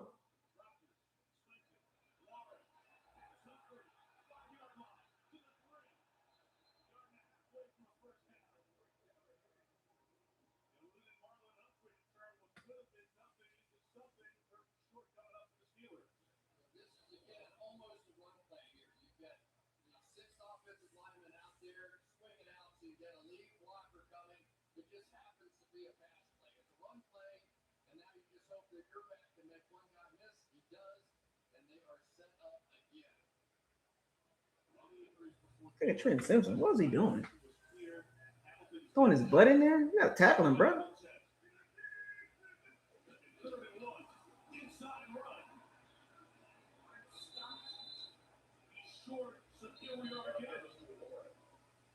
It's fourth, and it looks to be less than a yard for the first down.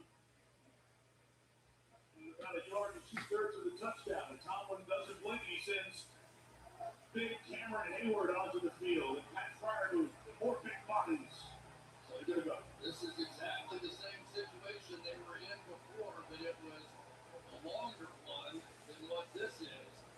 So, and the Steelers have a couple of variations off of it. We saw one last week, though, for 29 yards down the sideline. You're right. He doesn't participate. Connor Hayward, taking a snap, goes by his brother and others. He's got the first down inside the one. On fourth down, denied the touchdown, but it's first and goal, Pittsburgh.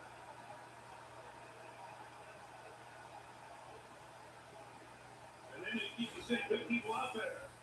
The brotherly shove with brother and others. I like that. And there they are on the doorstep of really making this a football game. Could you imagine? This is the way the Steelers play. If they can have it 10-10 right here, it would be big. There's Kyle Hamilton, unfortunately, going off. First and goal. Hayward again. Pushed in front, comes down. He has broken the play. He's in the end zone. We check the flag. It's ruled a touchdown. It's ruled a touchdown, but the official who threw the flag, there might be an indication it's against Baltimore. Let's see. Conversation going on for the moment. Here's Sean Smith. Oh God! Defense in 91. Bringing the line, go the play, the touchdown. And Connor Hayward brings it in for his second touchdown. They snap to the line of scrimmage, and look at this.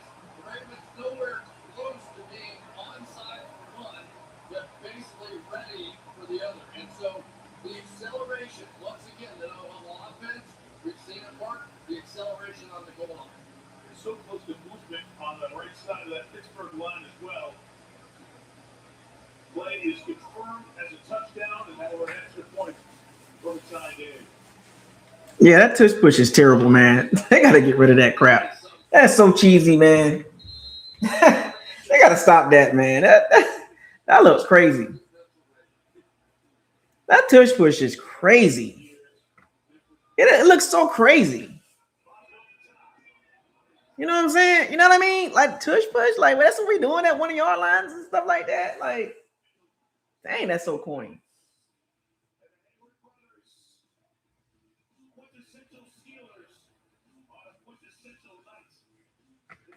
Hayward is on the team because Casey Hayward. Arby's new meat and 3 box for just $7.99 is a 4-course meal deal. Unlike other value meals, this box won't leave you hungry. Wow, can you believe all this food fits in one box? Arby's, we have the meat. Yeah, Todd Bowles, man. He come back, but I'm just saying consequences behind that. Liquid IV is the only sugar-free hydration product on the market clinically demonstrated to hydrate faster than water alone. All I'm saying, you bring Todd. Look, you can't bring Todd Bowles and Josh Cassar back. So we know Todd Bowles staying. Josh Cassar got to go, bro. Like, that's a one and done situation there, man. You're supposed to be the top third down guy for Liam Cohen, and Liam Cohen didn't even ask for Josh Cassar. He asked for Kevin Cranberry. Before treatment, your doctor should check you for infections. He didn't want Josh Gazard to come to his staff. Drawing on pictures and drawing on the board, talking about this is what I want. Hey, Liam, what you think about these third down? Everybody thought Josh Gazard was his third down guru. I think the Bucs were what, number 1, number 2 on third downs? And y'all thought that was because of Josh Gazard? Who came up with that story? Who came up with that bull crap narrative? Who came up with that ridiculous narrative that Josh Gazard is a third down coordinator? He's actually calling the plays on third down. He's the guy that's making it happen on third down. He's the reason why Liam Cohen is so good on third down. Who believed in that bull crap?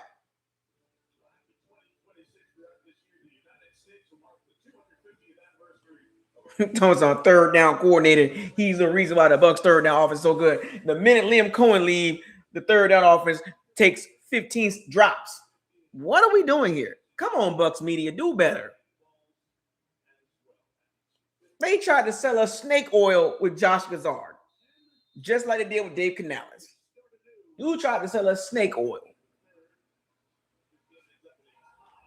Yeah.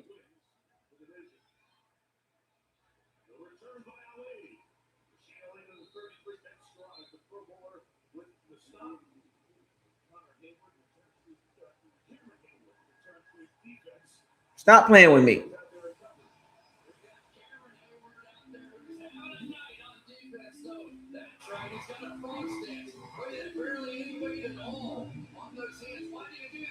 He plays a two-gap defense. What the heck is a two-gap defense? That means he goes into the guy in front of him. He's responsible for the gap to the inside, responsible for the gap to the outside.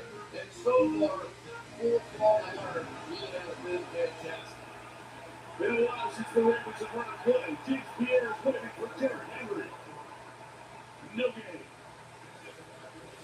Think about it. The Steelers had the drive, the end of the second quarter, didn't score halftime, turned around that long drive to start the third. And now the place is alive here in Pittsburgh. Talking about Josh Gazard, his third down guru. Cut it out. That was so bad.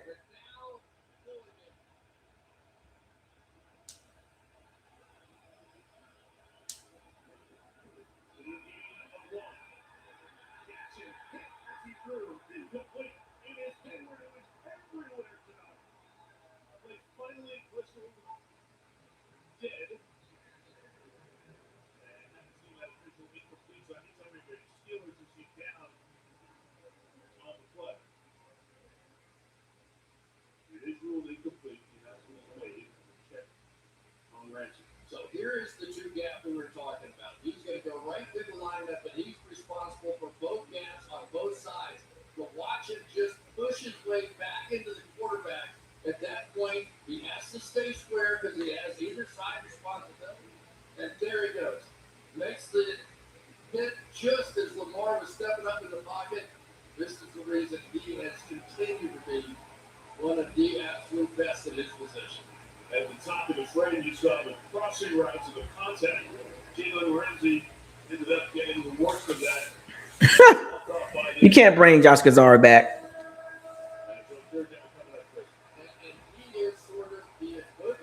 Yeah, you see Casey Hayward, man, dominant 5 technique. No, sorry, he's a 1 tech. He can play 1, the 5 tech, and the 3 tech. Vita just limited. Vita is literally a straight up nose tackle. He can't 0 tech. He's not a 2 gap. He's not a 1 gap guy. He's just a straight nose tackle, man.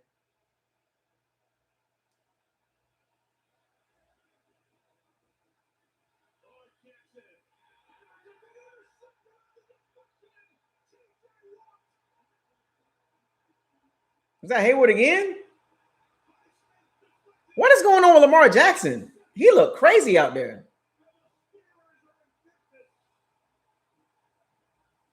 They got to bench Lamar Jackson, bro. He looks awful out there. Lamar Jackson looks awful. Is that Hayward again?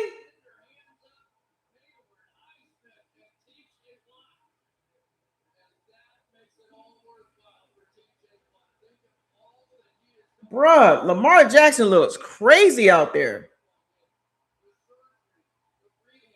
The Steelers, I mean, the Ravens do not look. If they don't give the ball to Henry, dog, they look awful. And they talked about this. Should they play Tyler Huntley over Lamar Jackson? And Lamar Jackson is a negative right now. He's a negative. He do not look good. I'm not saying he's not a terrible quarterback, but the media have been waiting. Marlon Humphrey cannot tackle.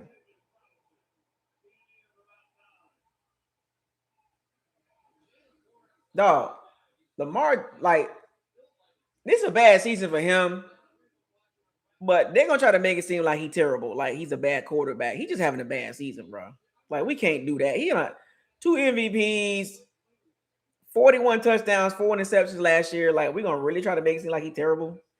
Right now, Lamar Jackson don't look good.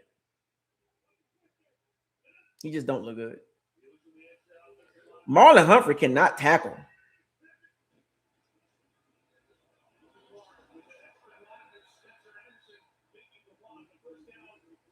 All they doing is dump offs.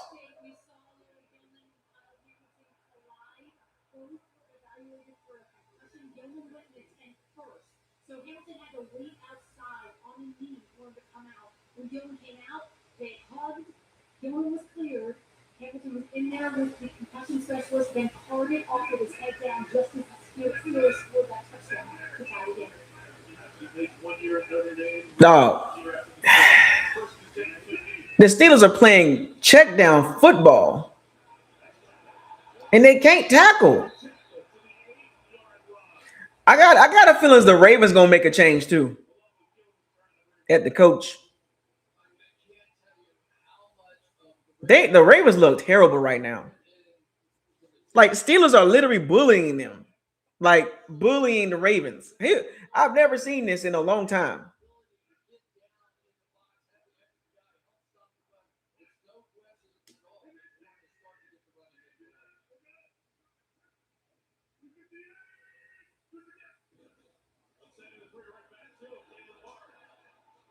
They can't tackle.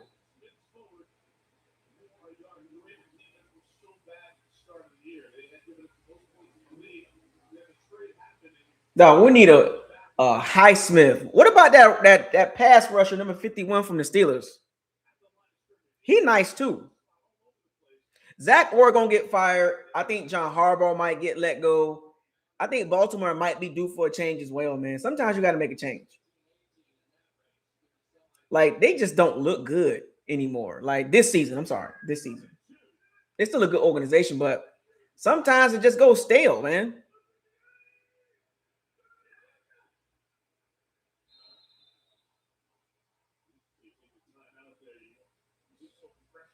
I don't know, man. Like, sometimes you can just watch a team and it's like, yeah, they might need to reboot a little bit. Still got some talent on the team, but the staff is just not it, man. Bucky Irvin had 26 carries for 85 yards. What you think he is? Derrick Henry?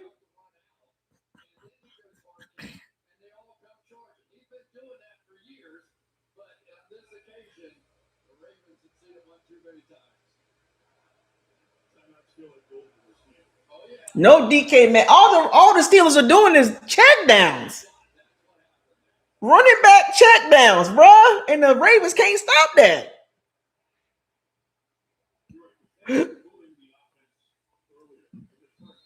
Running back check downs. Come on, bro. Lamar Jackson, boy, get yourself together, man. He looks awful. And the media can't wait to get a hold of Lamar Jackson. I'm telling you, you know how this works, man. They've been trying to get him for a while. But he's been playing so good. Now he have a bad season. It's, Lamar Jackson, he got to get traded. Nah, I think they need to change coaches.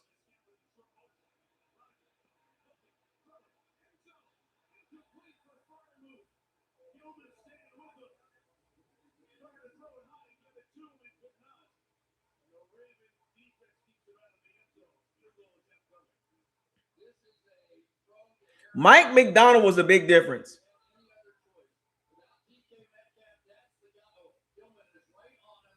and is going to cover him perfectly in the back of the end zone. Can't do it better than that. Yeah, Mike McDonald had the Ravens defense looking good. Zach Orr is not it, bro. The Ravens defense fell off when they lost Mike McDonald. Big time.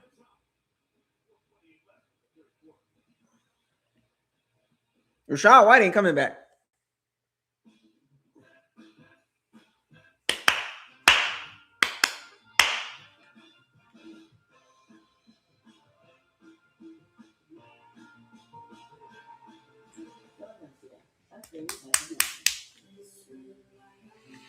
Yeah, Rachaad White gone, Lavonte David gone, Logan Hall probably gone. Who else? Mike Evans, maybe he might come back one more season, but I how much you gonna get out of the legs? Chris Godwin, a year removed from his fibula. What do you get out of that? Your receiving core, your top two guys are old. They're pretty much on their last legs, and they're getting paid a lot of money. $40+ million between. If you bring Evans back, what's the price? $20-something million. You're already paying Godwin what, 22? Yeah, that's an overpay. Restructure Chris Godwin contract. Boy, they need to restructure that. And Evans, 1 year, $18 million. I mean, you just can't put the money into Mike Evans and Chris Godwin. You just can't do that. You can't do that. Mike Greenberg, do your job, bro. You can't put any more money into Mike Evans and Chris Godwin, bro. Can't do that.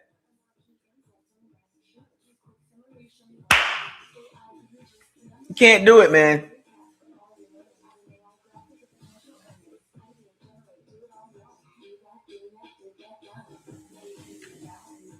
You can't give Mike Evans $20 million, dog. You can't do it. At 32? You crazy? 1 year, 17 guarantee, and some incentives.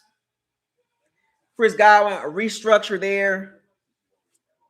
Free up some money, man. That's just too much money into two old receivers.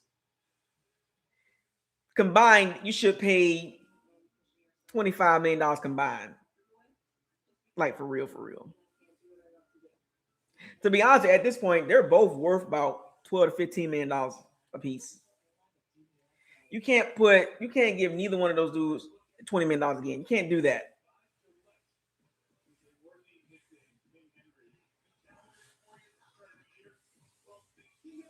Yeah, use Mike Evans like Devontae Adams, red zone only. A couple of plays in between the 20s, but mostly red zone.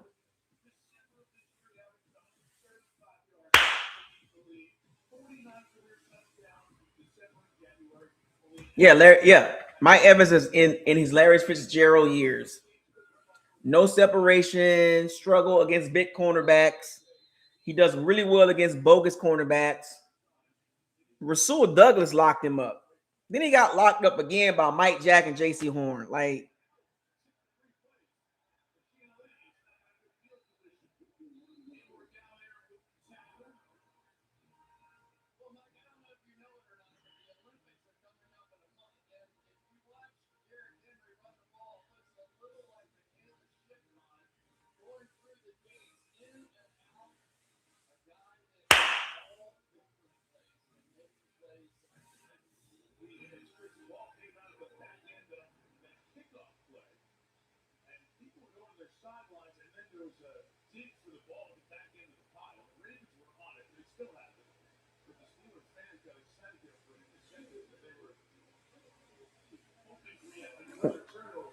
we don't have no. Our core is Vita. I mean, right now our core is Vita,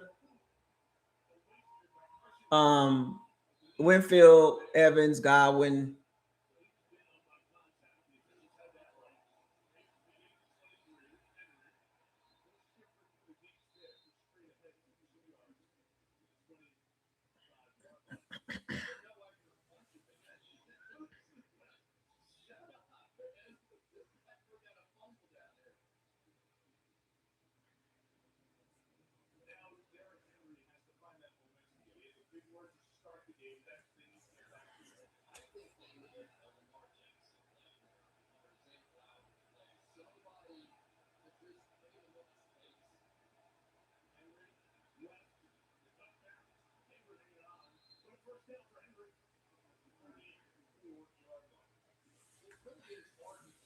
Our receiving core going to be sketchy after Mike Evans and Chris Godwin. I mean, we got Emeka and J-Mac, but are they alphas, though? Are they receiver one type dudes, or they're complementary dudes?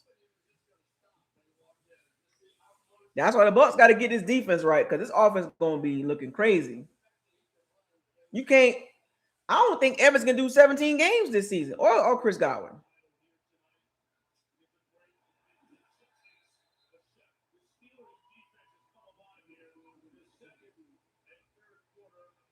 We got no dogs on defense, no Highsmith, no Nick Heiberg, no TJ Watt, no Casey Hayward, no Keanu Benton, no Derek Harmon. Like, we got no dogs on the damn D line, outside linebacker, man.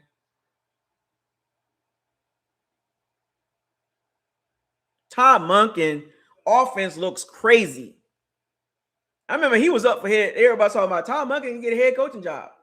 Hell nah. He was terrible with the Bucs.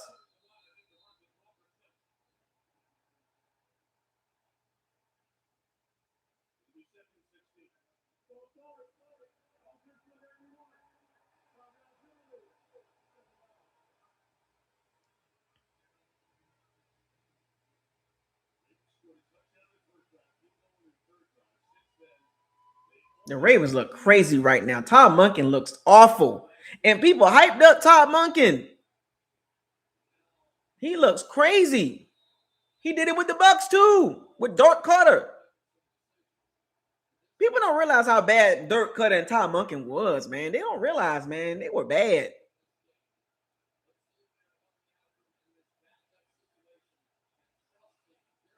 The Ravens can't get out of their own way. Oh, my goodness.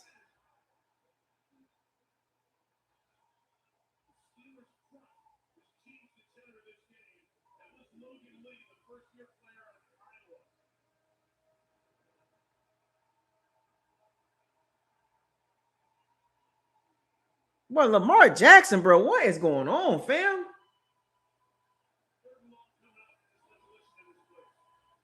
God, dang, they can't even get the ball down the field, bro. Like, every play looks like they struggling. Todd Monken, what are you doing? Call some plays, fam.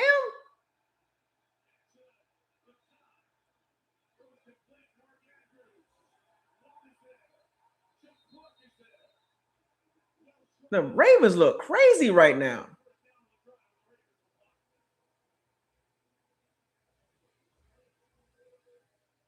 Without Derrick Henry, but they look awful.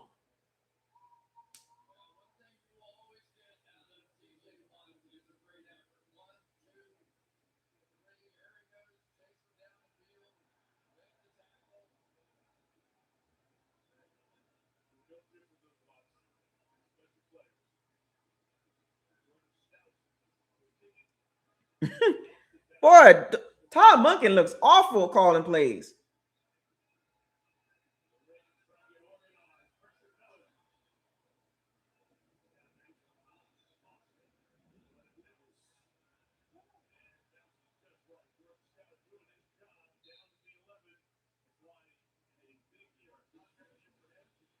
Jesus Christ, the Ravens look awful right now.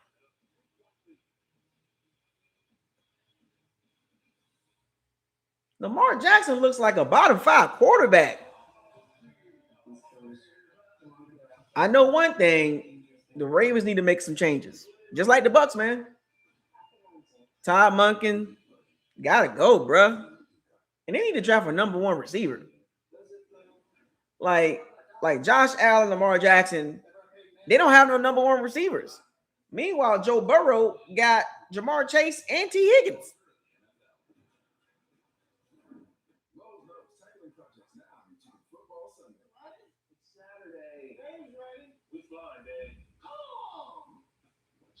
Plenty of runtime, and it's even got turbo mode. That's what they call them in college.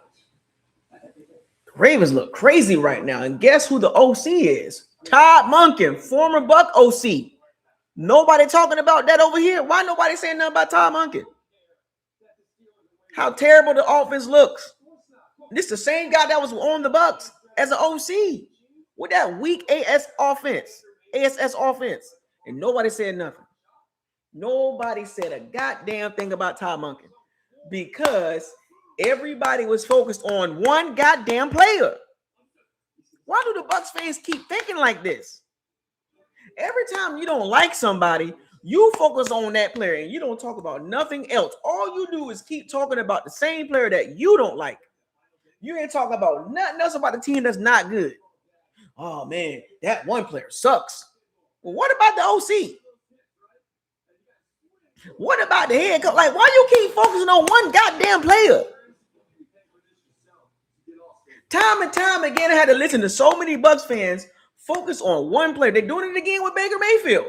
You keep focusing on Baker Mayfield. You focusing on the other quarterback. You keep focusing on one goddamn player.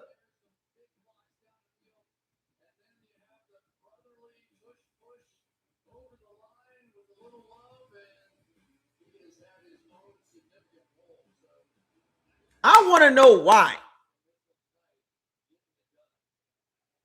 Because you don't like a player, all you're going to do is keep talking about the same goddamn player. You know what? This year, I don't want to hear nothing like that from the Bucs fans. If you talk like that, you will not get in the locker room. I am sick of you guys keep focusing on one damn thing.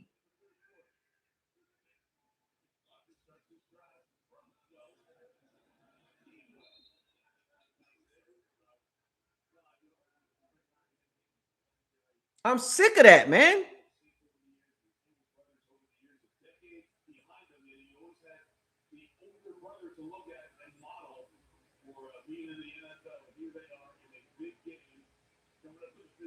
Why is Connor Hayward smaller than Casey Hayward? Why is Connor Hayward small?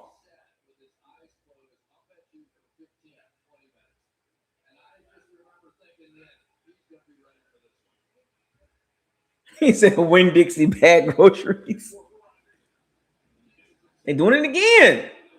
Check downs. All they doing is check downs. That's all Aaron Rodgers doing the whole game. He been checking the ball down, checking it down. God damn, Ravens, you can't stop that.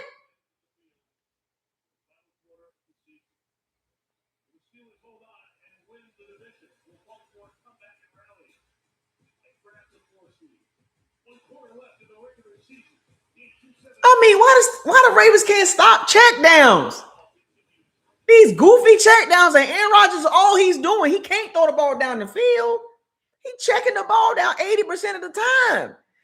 Run up and make the goddamn tackle. God dang, Ravens.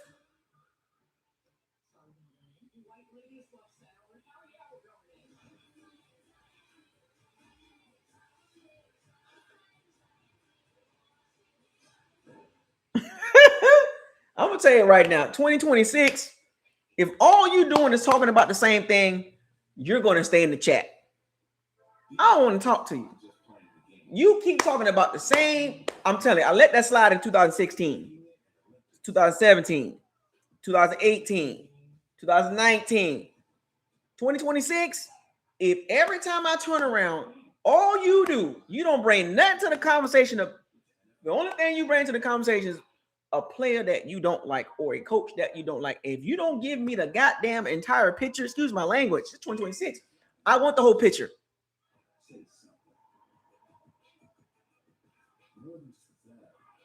Give me the goddamn context. Do not give me nothing about one player. If you talk to me, you better talk about the Bucs. Talk about the team. I don't want to hear your complaints about one thing every single time. That's annoying as hell. That's over with. I get it. You have a narrative. You don't like a particular coach. You don't like the GM. You don't like the quarterback. You don't like the OC. And all you do is talk about the same thing. You're not discussing everybody. You keep bringing up The same damn thing. That is over with in 2016. If you can't come on this locker room and talk about the entire picture, that means the GM, coach, quarterback, OC, D-line. If you can't talk to me about the Bucs itself, you can't talk to me. So Lamar Jackson got 5 completions. Is that Todd Monken's fault or Lamar Jackson's fault all by himself? They was better off starting Tyler Huntley.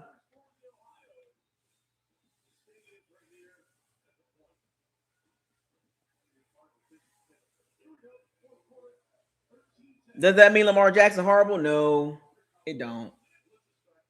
But that team is not responding to the coaching, man. Coaching matters, man. Mike Tomlin got them boys playing. All the Steelers going to do is check it down. Look, again, same play. They keep doing the same thing. All they doing is little short, little screen. Look, oh my, why the Ravens can't figure this out?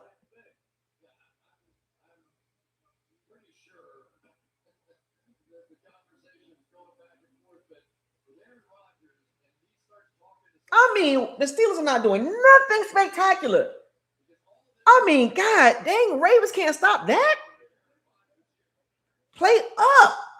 If Rodgers is going to beat you down the field, so be it. Play up. Jesus Christ. Look, again. All they doing is short passing game, bro.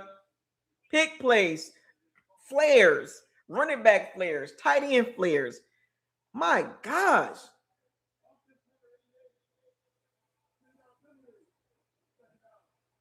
Their offense is terrible, and they're moving the ball on the Ravens. And the Ravens, for some strange reason, don't want to play up, and they can't tackle.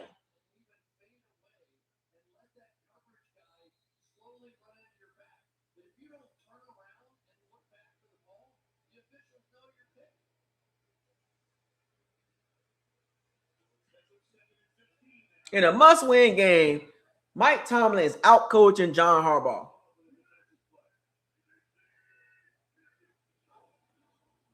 They keep doing it. They spamming these little screen passes. God dang. They keep doing it, and the Ravens can't do nothing with it.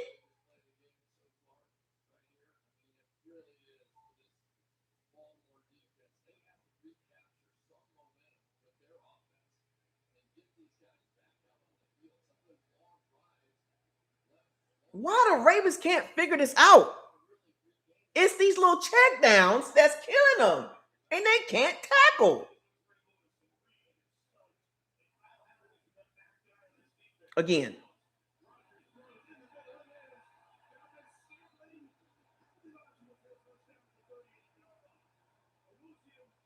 Oh my gosh, the Ravens are through.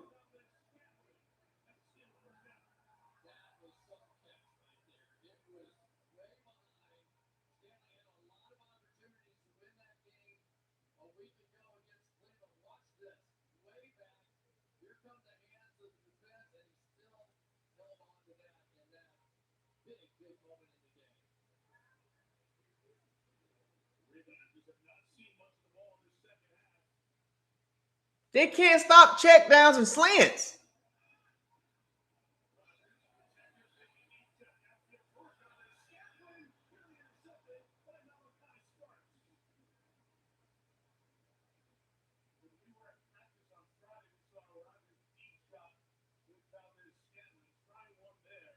The Ravens look bad, bro. They're not responding at all. Occasional deep shot and some check downs.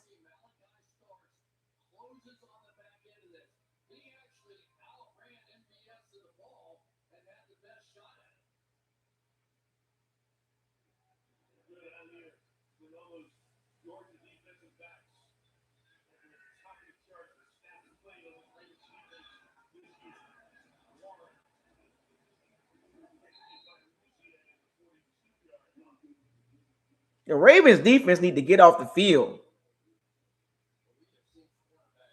God dang, bro. Lamar Jackson got 5 completions, bruh. God dang.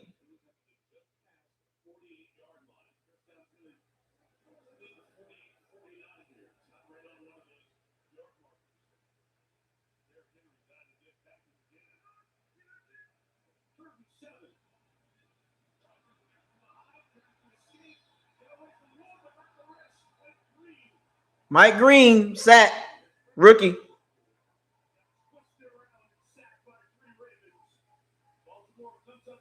The rookie, Mike Green. They finally got the field on third down, finally.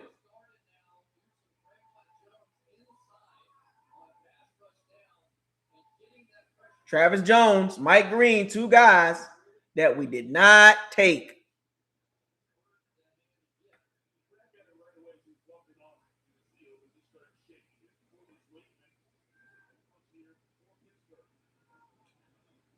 The Ravens defense finally got off the field.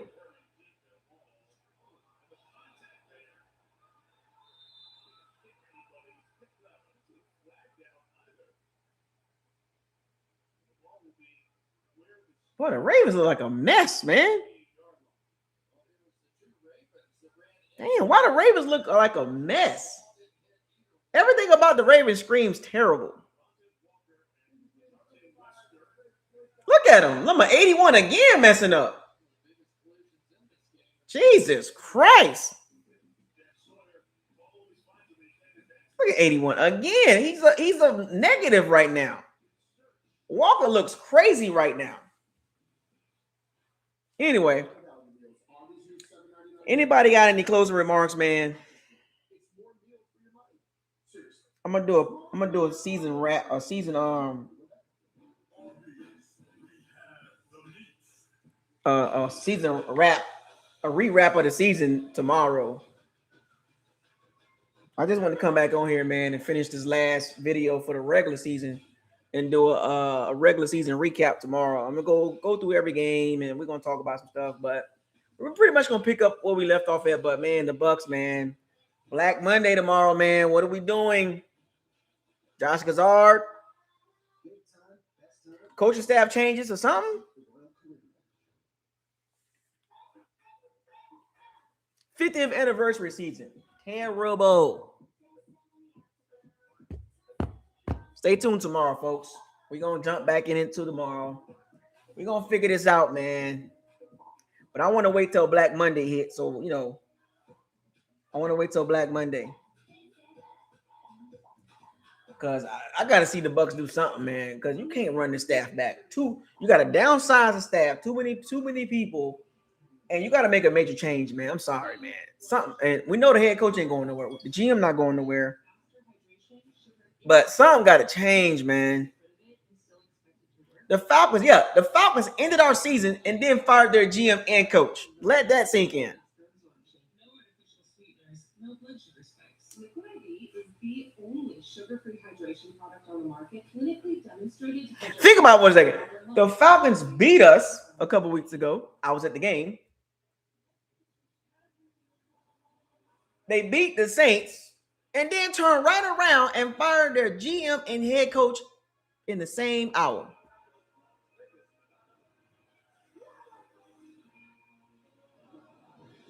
Can anybody explain that part?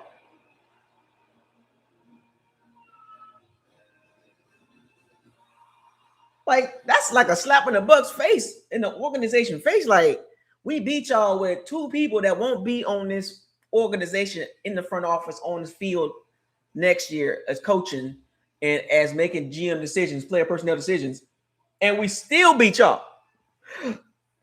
We got beat by Miami, and Miami fired their GM and most likely might fire Mike McDaniel. We got beat by the Saints and the Panthers.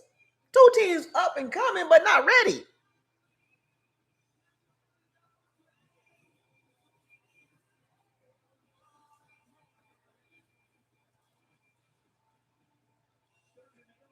And you look at the Pittsburgh Stadium, it's crunk right now.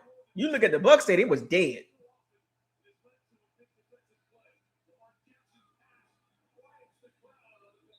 It was dead as a doorknob out there playing the Panthers.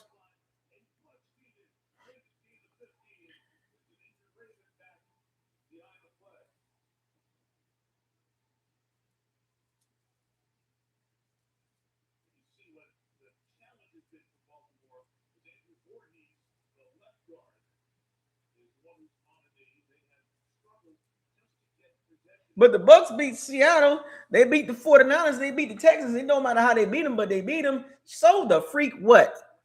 And those teams, I will still pick those teams tomorrow over the Bucs.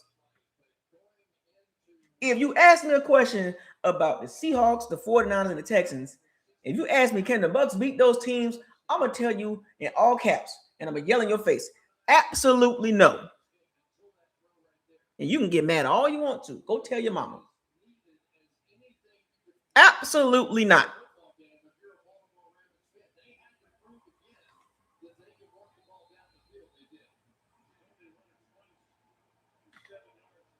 But the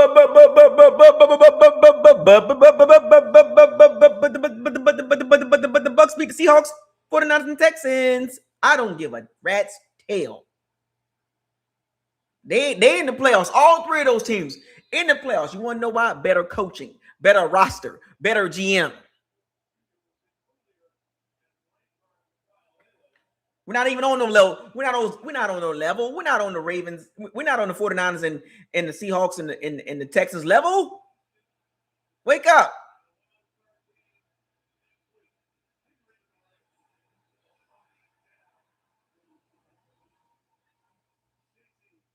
Look at the Steelers defense. They got some dogs out there. They laying wood out there. Meanwhile, Vita Bay over there smiling and talking about this mine sugar honey iced tea. Let me help you up. Too many smiling goofballs on the Bucs defense. Get nasty on that defense. The Steelers got nothing but dogs in the secondary, linebacker, D-line, outside linebacker. We ain't got none of that. Too many kitty cats.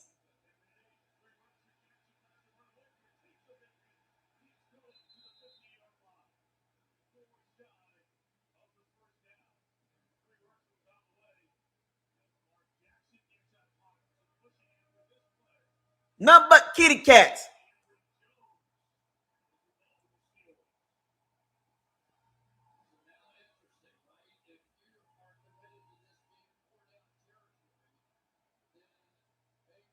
Lamar Jackson out there getting tagged.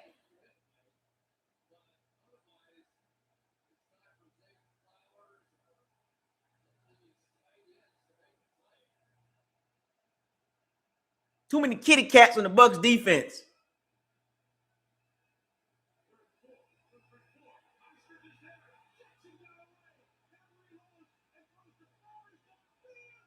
Oh, what?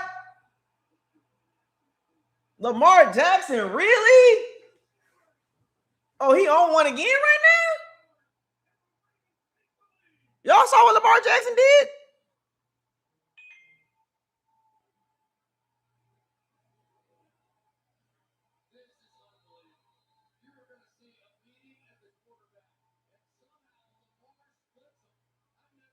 What? Lamar Jackson, he just showed up right there. That was a good throw, too. That was a great throw. A great throw by Lamar Jackson. He got out of a sack. Two guys had him.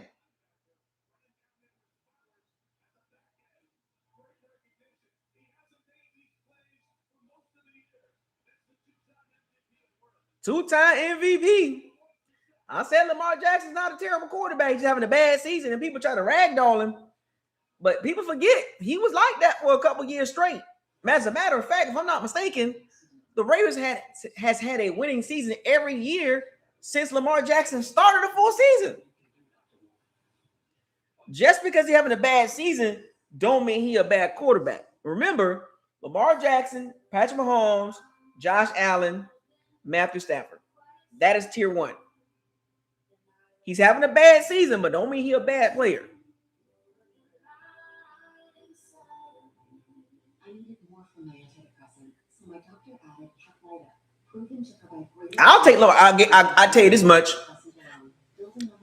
If the Bucs traded for Lamar Jackson, would y'all complain? If the Bucs said we want Lamar Jackson, I bet you y'all won't complain.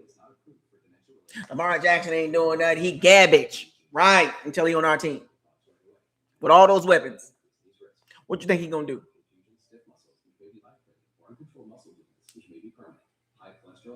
You wouldn't complain one bit if Lamar Jackson was on the Bucs. Because guess what? We got a top 5 quarterback with the average at best roster. But the receiving core, he can do some crazy numbers with. And with Bucky Irvin and Sean Tucker.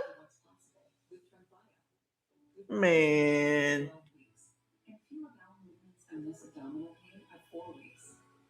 Most patients achieve remission at 1 year. All I'm saying is, if the Ravens find a way to win this game and the Ravens going to run, Before treatment, your doctor should check you for infections and TB. Tell your doctor if you have an infection, flu-like symptoms, or if you need a vaccine. Healing is possible. Meanwhile, the Saints fans they going at it too, man. The Falcons fans rejoicing right now. The Saints fans, as usual, hanging their hat again, and then the Bucs fans don't know what to do.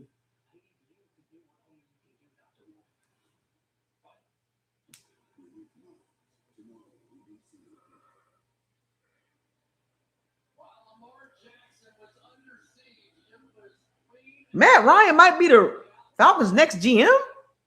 Did y'all hear about Phillip Rivers might get a head coaching interview? Like, what's going on here, man?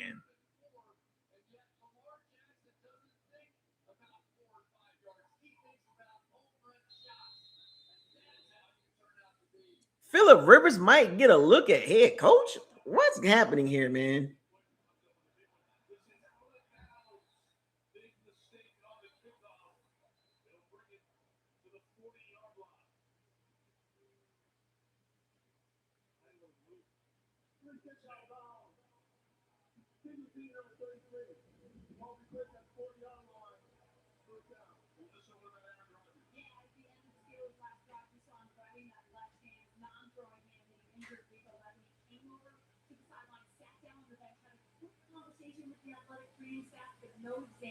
He's been grabbing it and flexing it and had a few slight grimaces while he was over here, so something to keep an eye on. This season, it was good when we visited with them on Friday. Now down 40, 42 to go. Now the last couple of possessions.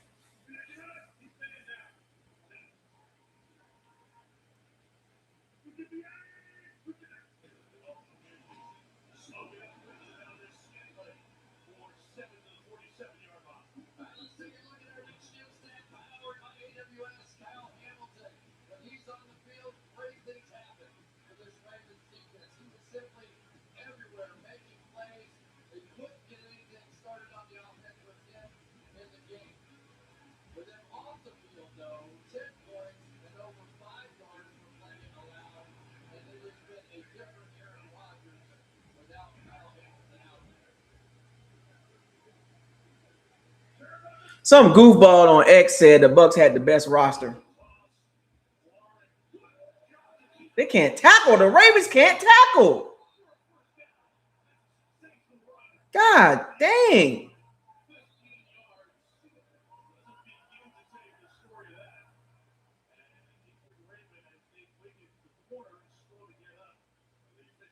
Why the Ravens can't tackle?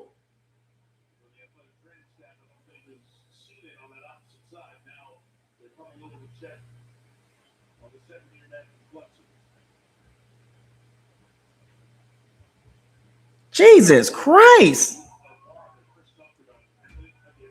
Why do the Ravens keep tackling so high? They never want to tackle the legs.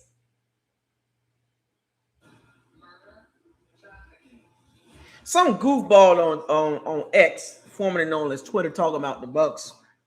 The Bucs have the best roster in the NFC South when healthy. But they didn't get enough advantage from coaching or quarterback play this season. That has to change. Outside of that, how do they add to the current roster, especially the edge and linebacker, will be the offseason focus.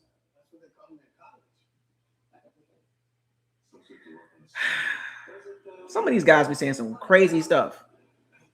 You think the Bucs got the best roster in the division?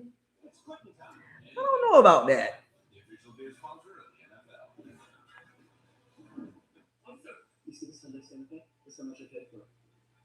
I don't know about that, buddy. Get 0% APR for 60 months, plus 0 payments for 90 days on select Hyundai vehicles. Now, during the final days of the Hyundai Getaway sales event.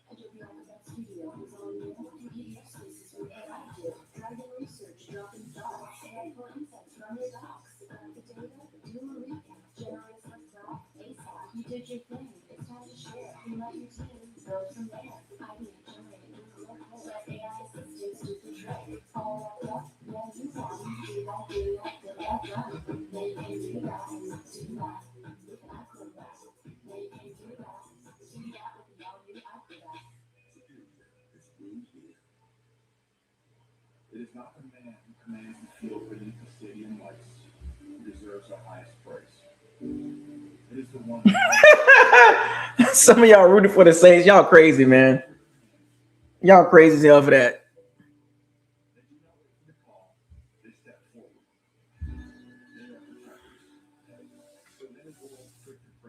Rooting for the Saints.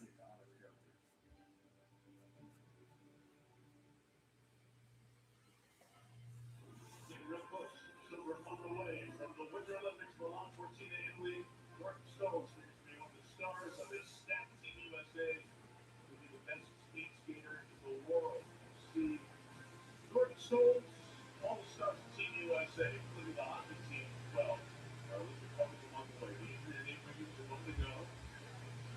And the tackle, as happy as Ravens defense was, Jalen Warren rolled up on. Needed a lot of help to get over the sideline. TJ Tampa will replace him in the secondary already without Kyle Allen. Yeah, I'm not Mendoza, man. I don't know, man. I don't know, man. This quarterback class weak sauce. They're gonna overreach for Mendoza, man. That's a weak quarterback draft. The Ravens getting pushed back.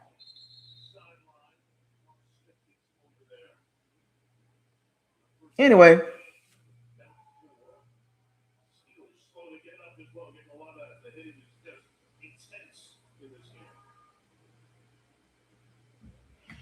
BucosLocker signing out, man. I'm out. I'm gonna holler at y'all, man. I'm gonna holler at y'all tomorrow, Tuesday, man. Last regular season video. Appreciate y'all joining BucosLocker. Now it's on to the off season regular season recap video. Don't miss it. That'll be the last video for BucosLocker for the 2025. Talking about 2025. So. Fire those cannons, seize the day, raise a flag, hashtag. It is what it is. And I'm going to leave it like that. BucosLocker, signing out.